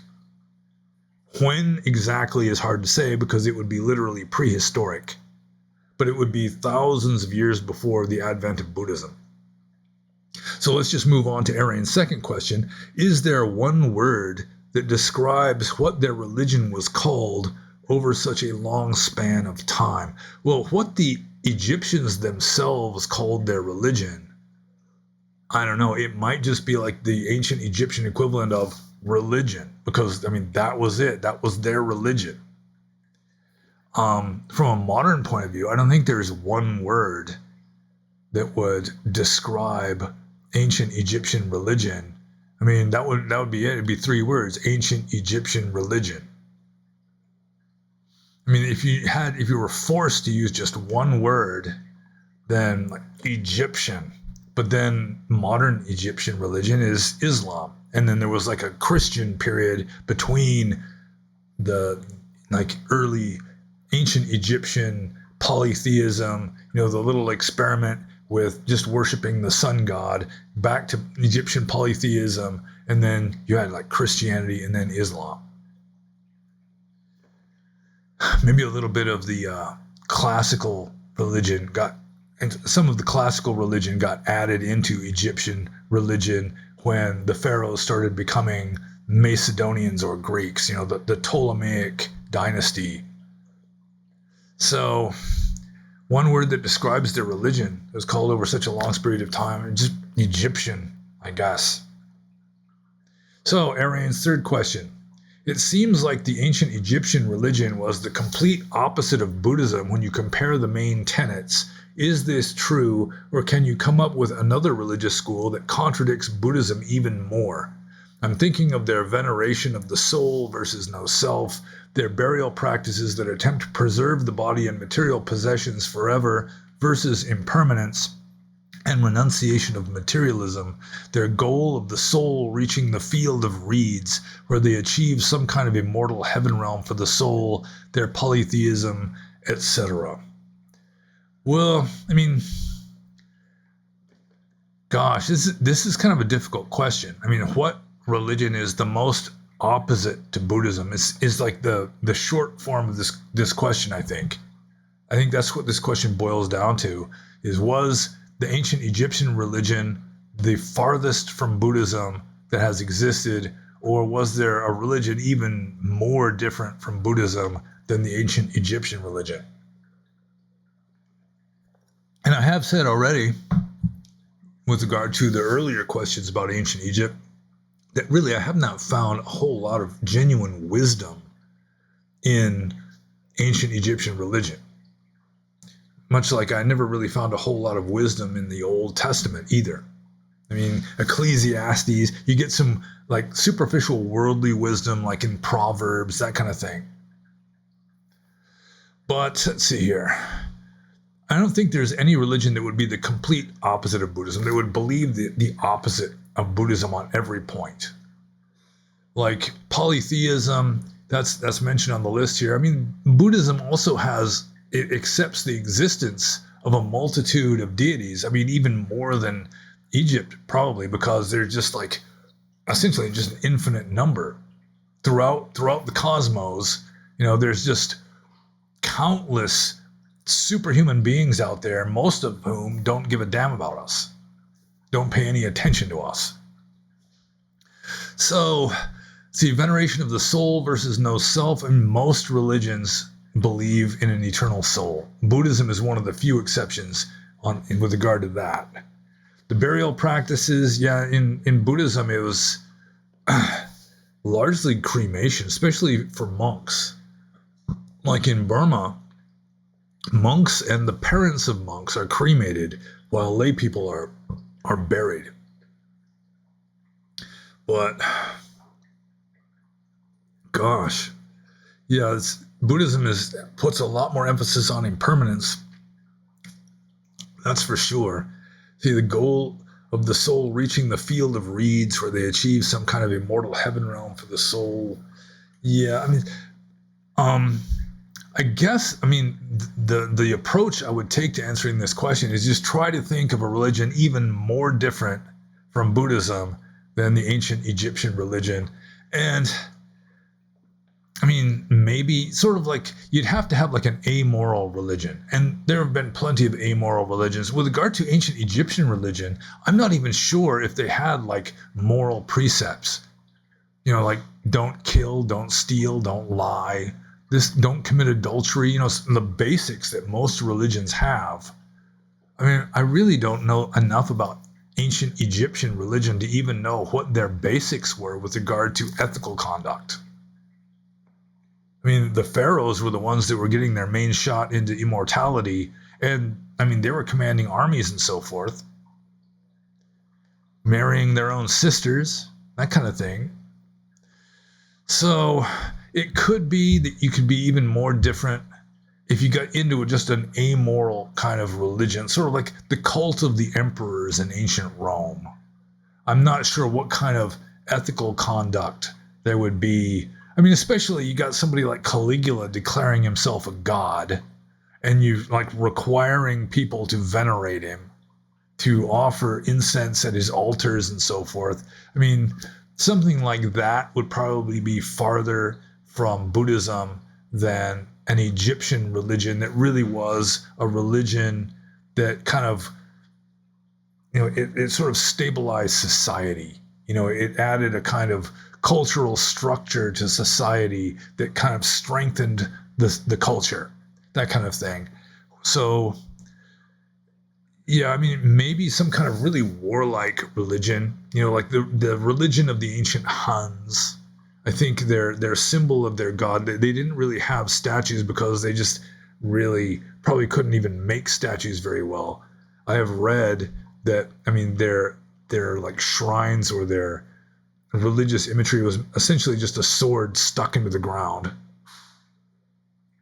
Or venerating the eagles in the Roman legions, something like that. So it'd be some kind of amoral sort of religion would be farther from Buddhism than probably ancient Egyptian religion, because ancient Egyptian religion was, it was a stabilizing religion for mainly like an agricultural society. So I would assume that there was some emphasis on just being honest and not stealing and not murdering people, that kind of thing.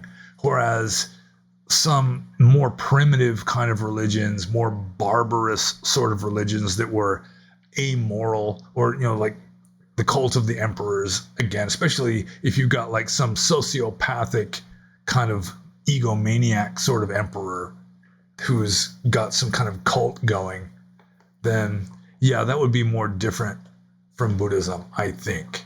But it's hard to say. I'm not familiar with all religions, but I would assume that you'd have some kind of You could even say that like Satan worship would be a kind of religion, in which case Satan worship might be farther from Buddhism than just about any other, or just have some kind of religion that like reveres some amoral, warlike, violent kind of being and kind of emulates that.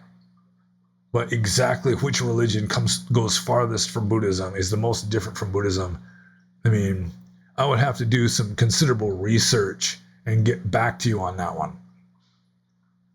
So I'm just going to move on to the next question. And this is from Ethiopian Fake Tig.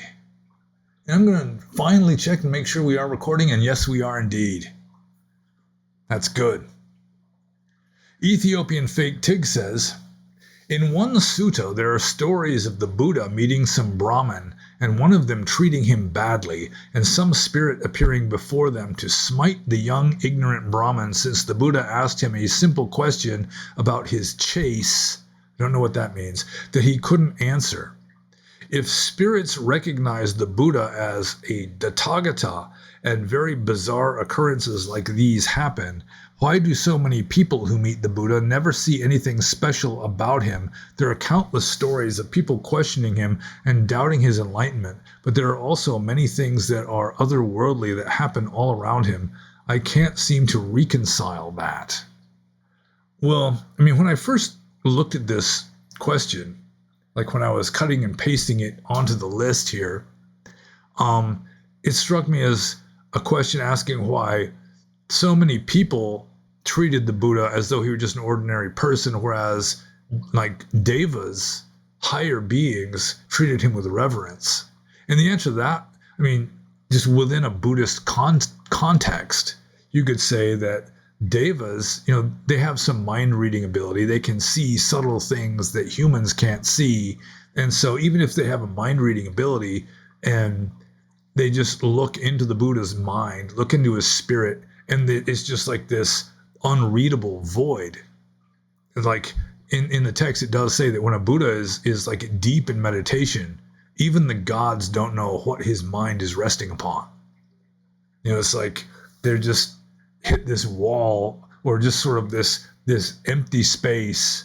So they would know there was something unusual about this person.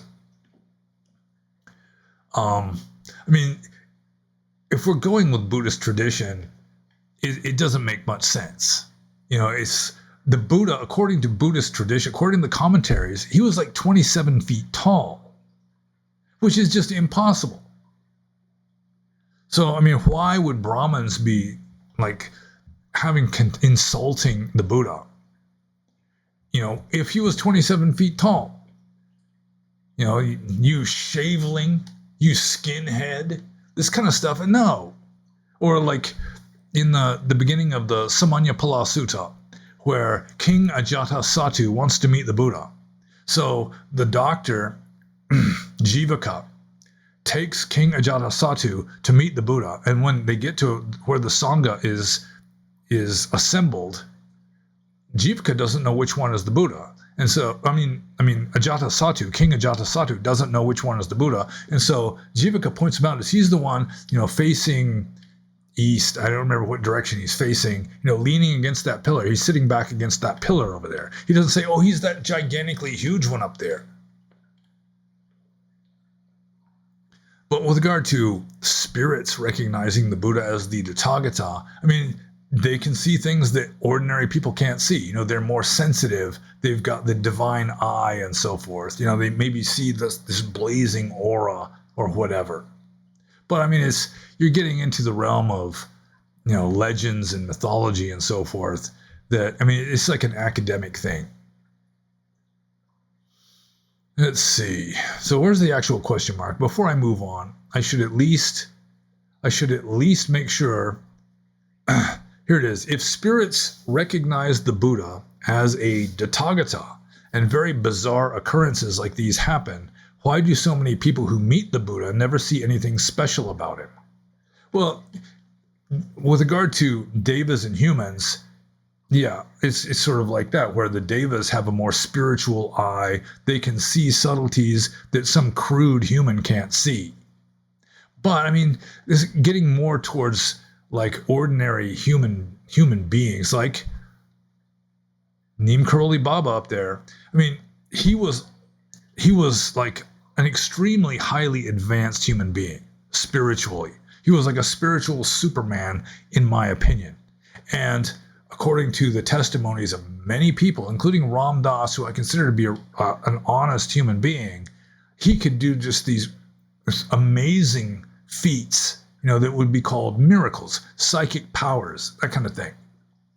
But a lot of people, I mean, they just didn't have faith in him. They just weren't open to that. They just did not have the karma to be influenced by a saint like that. They were just closed off to it. And they would just see this old fat man. And that's it. That's all they'd see.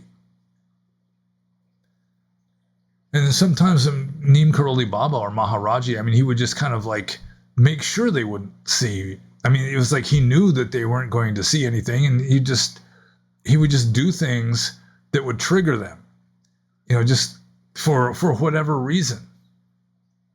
I have a certain story in mind. I probably shouldn't repeat the whole story, but yeah, I won't tell the whole story. It would take too long, I think. But I mean, he had his reasons, and so there were some people that were just ripe to encounter a sage that would be profoundly influenced by him. And then there were other people that were just closed off. They just weren't ready. They were like completely locked into materialism or whatever. They didn't even believe that such human beings are possible. They just see this old fat man. In fact, there is one story, and what the hell? I mean, there aren't a whole lot of questions. There's a story by, I think his name was Larry Brilliant. He was a doctor. Is the story of how he came to be a disciple of Maharaji. And I think his Sanskrit name, his disciple's name was like Subramanyam or something like that. But he was married to an Indian woman. This was back in the late 60s. They were hippies. And his wife was just a devotee of Maharaji. And so this American doctor who was married to the Indian lady, I mean, he loves his wife. He's going to give it a shot. He's going to go and meet Maharaji. And it's like he's just completely turned off by Maharaji. It's like he's just this old fat man, and these people are just like brainwashed into a cult.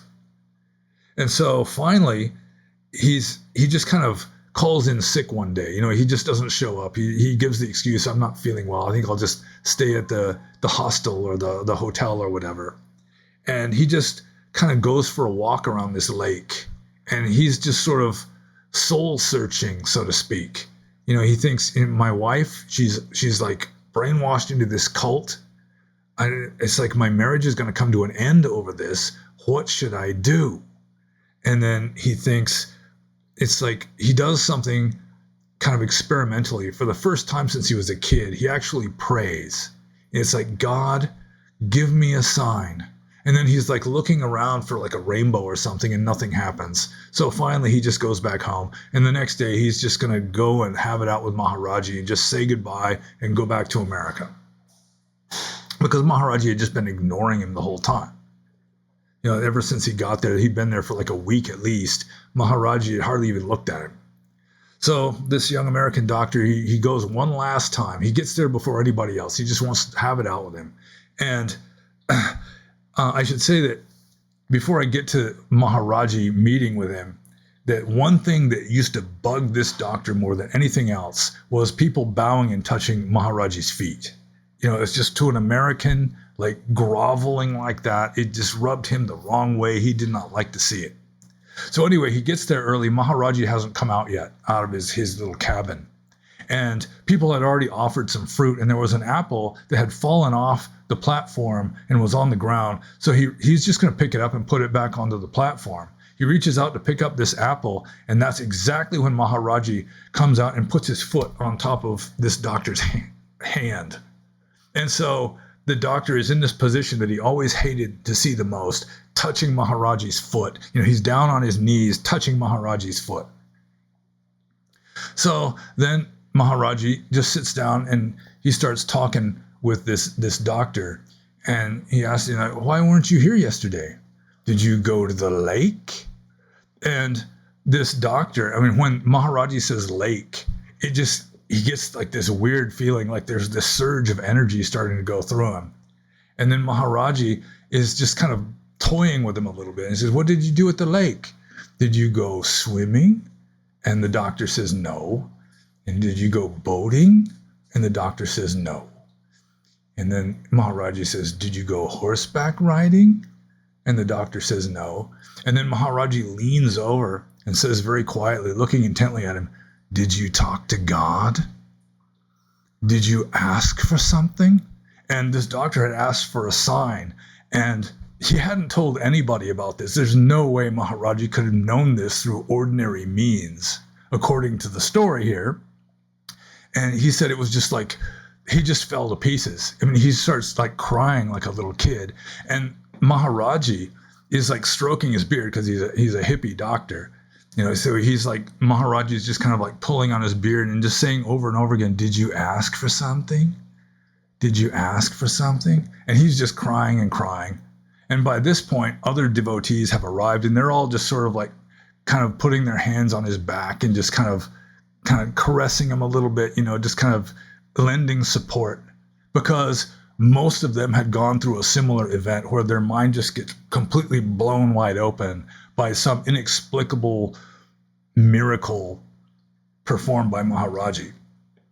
So getting back to this question, it's like some people, they're just not open to it. They just don't have the right karma to realize that they're in the presence of a very advanced being. And you really can't know for sure that someone is advanced just by looking at them unless you're as advanced as they are. Because there are a lot of fakes out there who can pass themselves off as enlightened beings, and they really aren't. So anyways, Dr. Larry Brilliant became a disciple of Maharaji after that and got the Pali name or the Sanskrit name of Subramanian, I think it was. So I hope I answered that question. I'm just going to move on to the next one. This is also by Ethiopian Fake Tig. He says, I did a deep dive into Daniel Ingram and his claim into being an arahant. In an interview, he talks about how many of his teachers, some of which were Burmese, were said to have had many, many achievements, and even the Buddha himself actually would point out the many different achievements of the monks in his Sangha, and that it was not anything that taboo. In his book, Daniel talks about arahantship as if it's something you can attain with enough practice, and the famous monk U Pandita, who apparently hated you, but also taught Sam Harris, loved Sam Harris, and thought Sam was actually at stream entry in the practice. Sam spoke about this with Joseph Goldstein in a podcast and how U Pandita was wrong. But if stream entry can be attainable within 5 to 6 years of rigorous practice, won't that mean arahantship is just a few miles away? And to now ask an actual question, if all this is so, could arahantship be simpler than we thought? Well, arahantship is completely simple. The problem is that our delusion is complicated. Let's see. It looked like I was lagging a little bit. I think maybe I am. But, I mean, just look at this here. I mean, the question kind of debunks itself a little bit, it seems to me. That, I mean, Ethiopian Fake Tig says, well, if stream entry is that easy, but Sam Harris, who was declared a stream entry by U Pandita, Sam Harris says, no, I'm not a stream enterer. U Pandita was wrong. In fact, I've met 2 other people who were declared to be Aryas by U Pandita who came to the conclusion that U Pandita was mistaken. And in one case, it was fairly obvious. I knew this Burmese monk in Burma who completed the course at U Pandita, and U Pandita himself declared him to be an Arya.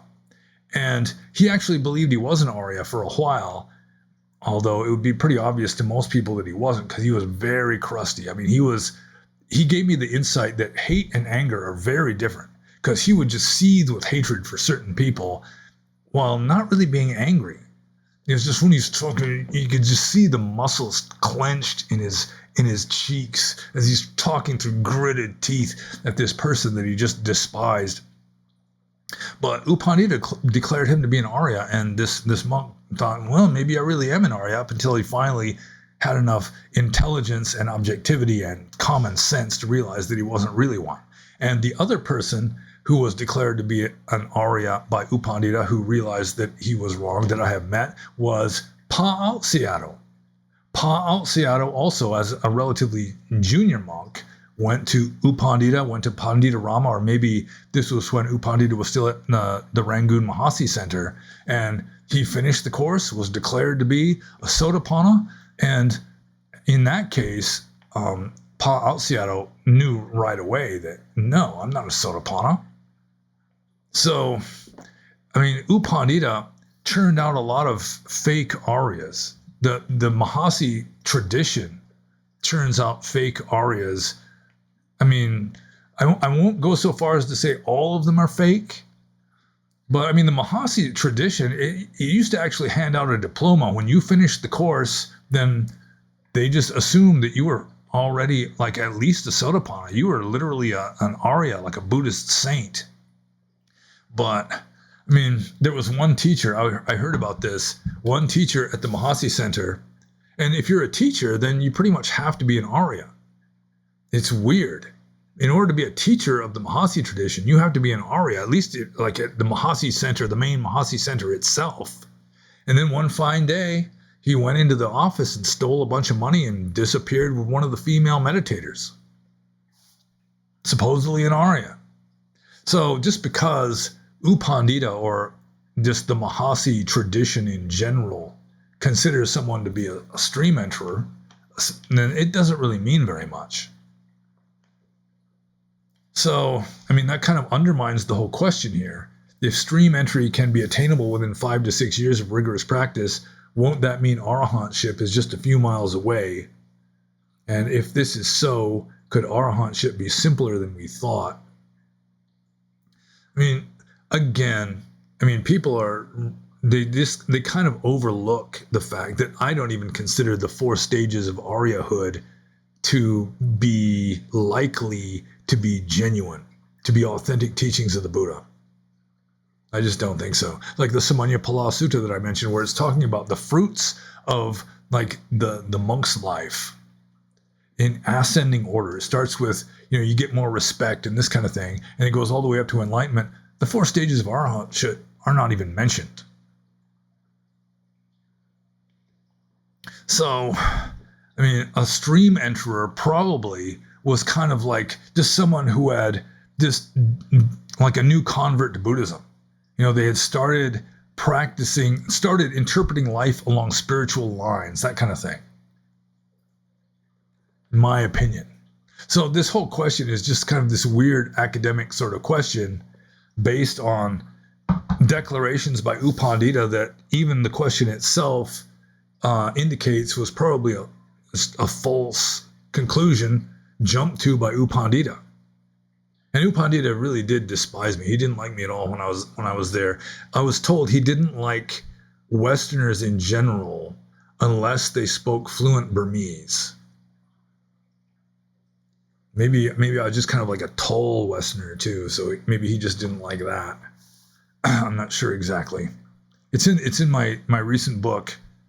A fellow at Pandita Rama is the name of the chapter that discusses my 2 months of intensive meditation at Pandita Rama in Rangoon, dealing with the notorious U Pandita. So, why U Pandita loves Sam Harris, I don't know, unless Sam was just like experiencing what he was supposed to in accordance with the cookbook method. That can happen too. But I wasn't experiencing what I was supposed to be experiencing in the proper order and so forth. And so I was just seen as just kind of a waste of his time. So, yeah, stream entry, I don't even consider this to be just even a valid interpretation of stream entry. It's a traditional orthodox one, but in this case, I do not consider a stream enterer to have attained some superhuman mental state. mean, there could be different levels of like partial enlightenment where you're starting to get glimpses. You've reached a kind of point of no return, that kind of thing. And that may have been how Stream Enterer got reinterpreted to mean.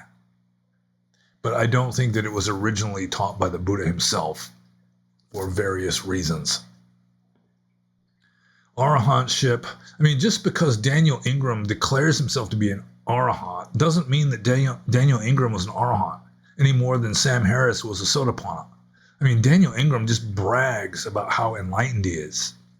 And you should think that an Arahant wouldn't be bragging about how enlightened he is, even though the Buddha in the text is just bragging in certain suttas about just that, about how enlightened he is. But Daniel Ingram, it used to be on his website, just the home page of his website, he's just listing off all of his attainments, and being an Arahant wasn't even the highest attainment, apparently. So I think Daniel Ingram is sort of like a clever con man type, if I had to guess. I mean, maybe he's got some kind of attainments, but fully enlightened, I would be surprised. I won't insist that he's not fully enlightened. I don't want to be slandering a fully enlightened being, anything like that. But still, I'm pretty skeptical of Daniel Ingram. I've seen him on videos, and he just seems like this fidgety, nervous kind of guy anyway. But who knows?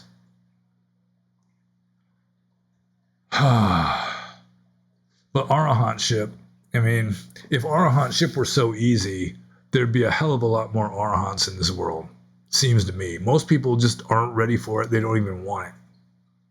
But even the people that are trying for Arahantship, the overwhelming majority of those do not succeed.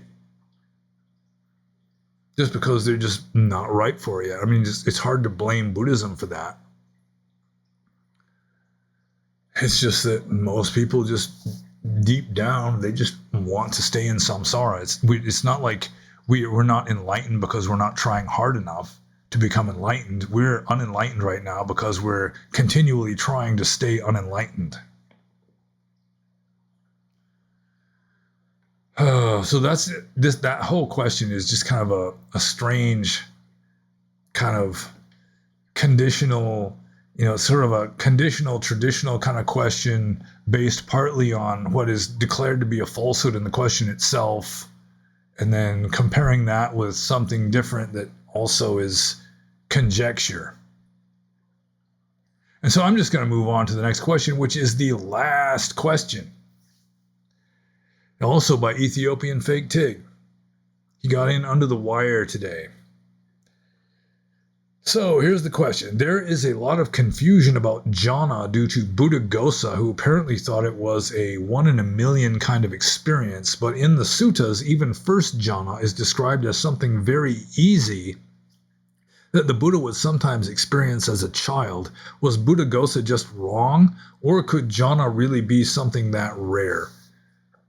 Well, again, this is another one of those things where Orthodox Theravada and I part ways. I don't really think that the 4 stages of sainthood are an authentic teaching of the Buddha. And with regard to the 4 jhanas being superhuman mental states, even first jhana being a superhuman mental state, I think that probably, and I've said this several times, that jhana originally just meant meditation. The 4 jhanas were just the 4 stages of meditation. And stage 1 would be even elementary meditation that you're doing correctly. And in first jhana, you're still thinking. You're still thinking in words in many cases. It's not that exalted. You haven't gotten into any kind of deep mystical states yet. Like with the Catholic contemplative orders, they don't even get into what they call contemplation until you have stopped thinking. So Catholic contemplation wouldn't even start until at least second jhana. So I do think that jhana originally just meant meditation. The 4 jhanas were just the 4 levels of meditation. And they weren't necessarily superhuman. Obviously humans are attaining these things, especially first jhana. Also, if you read the Mahasatipatthana Sutta, which is the Bible to Vipassana meditators, and it defines the Eightfold Path. Each step on the Eightfold Path, it gets a definition. The definition of Samma Samadhi, right concentration, is the 4 jhanas. So, I mean, why would right concentration require a superhuman mental state? It just means meditating correctly, in my opinion. And then, of course, the Abhidhamma scholars invented a new jhana, so they had 5. And then, the formless jhanas get added on top of the 4 basic ones. But, I mean, tradition had already settled on 4, so they had to make the formless realms or the formless contemplations like annexes of 4th jhana. They're just like varieties of 4th jhana. But Buddhaghosa, I mean, he was a scholar monk. I don't know how much he actually practiced. I mean, nowadays, if you go with nowadays, most scholar monks are notorious for not practicing much. That's why they become scholars. Like Bhikkhu Bodhi, even. I mean, he doesn't practice much. He has admitted that he can't meditate. He gets killer headaches if he tries to meditate. So he's a scholar. That's how he dedicates his time, and at least it's in a relatively wholesome direction of, translating and explaining texts. But it's not based on his own personal experience in many cases, because he doesn't have very deep spiritual experience as far as I know. Ajahn Tanisro's translations would be better, at least with regard to how much of it is based on his own experience and understanding based on his own experience. So let's see. Yeah, Buddhaghosa, Buddhaghosa's main text, his most famous text, is the Visuddhimagga. And it does seem to me that the Visuddhimagga is a kind of a manual on self-hypnosis. It seems to me.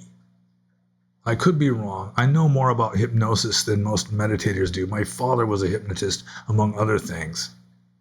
And so I do think that there was a lot of confusion from ancient times up to the present time, like in Burma, where people just cannot differentiate between a jhanic state and a hypnotic trance, like self-hypnosis. Like someone who goes into a state where you almost stop breathing, your pulse almost stops, you're oblivious to everything around you. I mean, that's a deep hypnotic state. My father's second wife, not my mother. She'd go into these deep trance states, hypnotic states, where it was just like that. She was like a hibernating squirrel. Her breath rate and her pulse would almost stop. They'd become almost undetectable. And then, she did have some kind of Edgar Cayce type abilities while she was in these states, or while she was in similar states. But, I do not consider that to be necessarily Samma Samadhi. My father's second wife, according to his testimony, was a hardcore alcoholic with the morals of an alley cat. In addition, having talent similar to Edgar Cayce. So did I answer the question?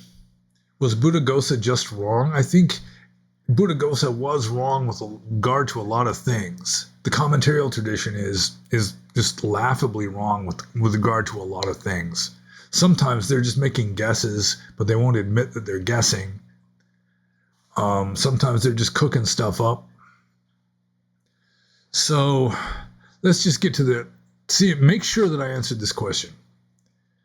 A lot of confusion about jhana due to Buddhaghosa, well, due to a lot of things, especially the inability to differentiate between Samma Samadhi and Miccha Samadhi, right and wrong concentration, or between an expanded superconscious mental state and being in a hypnotic trance where you're like a hibernating squirrel and oblivious to everything around you. The 4th jhana is supposed to be the perfection of mindfulness, not being a hibernating squirrel.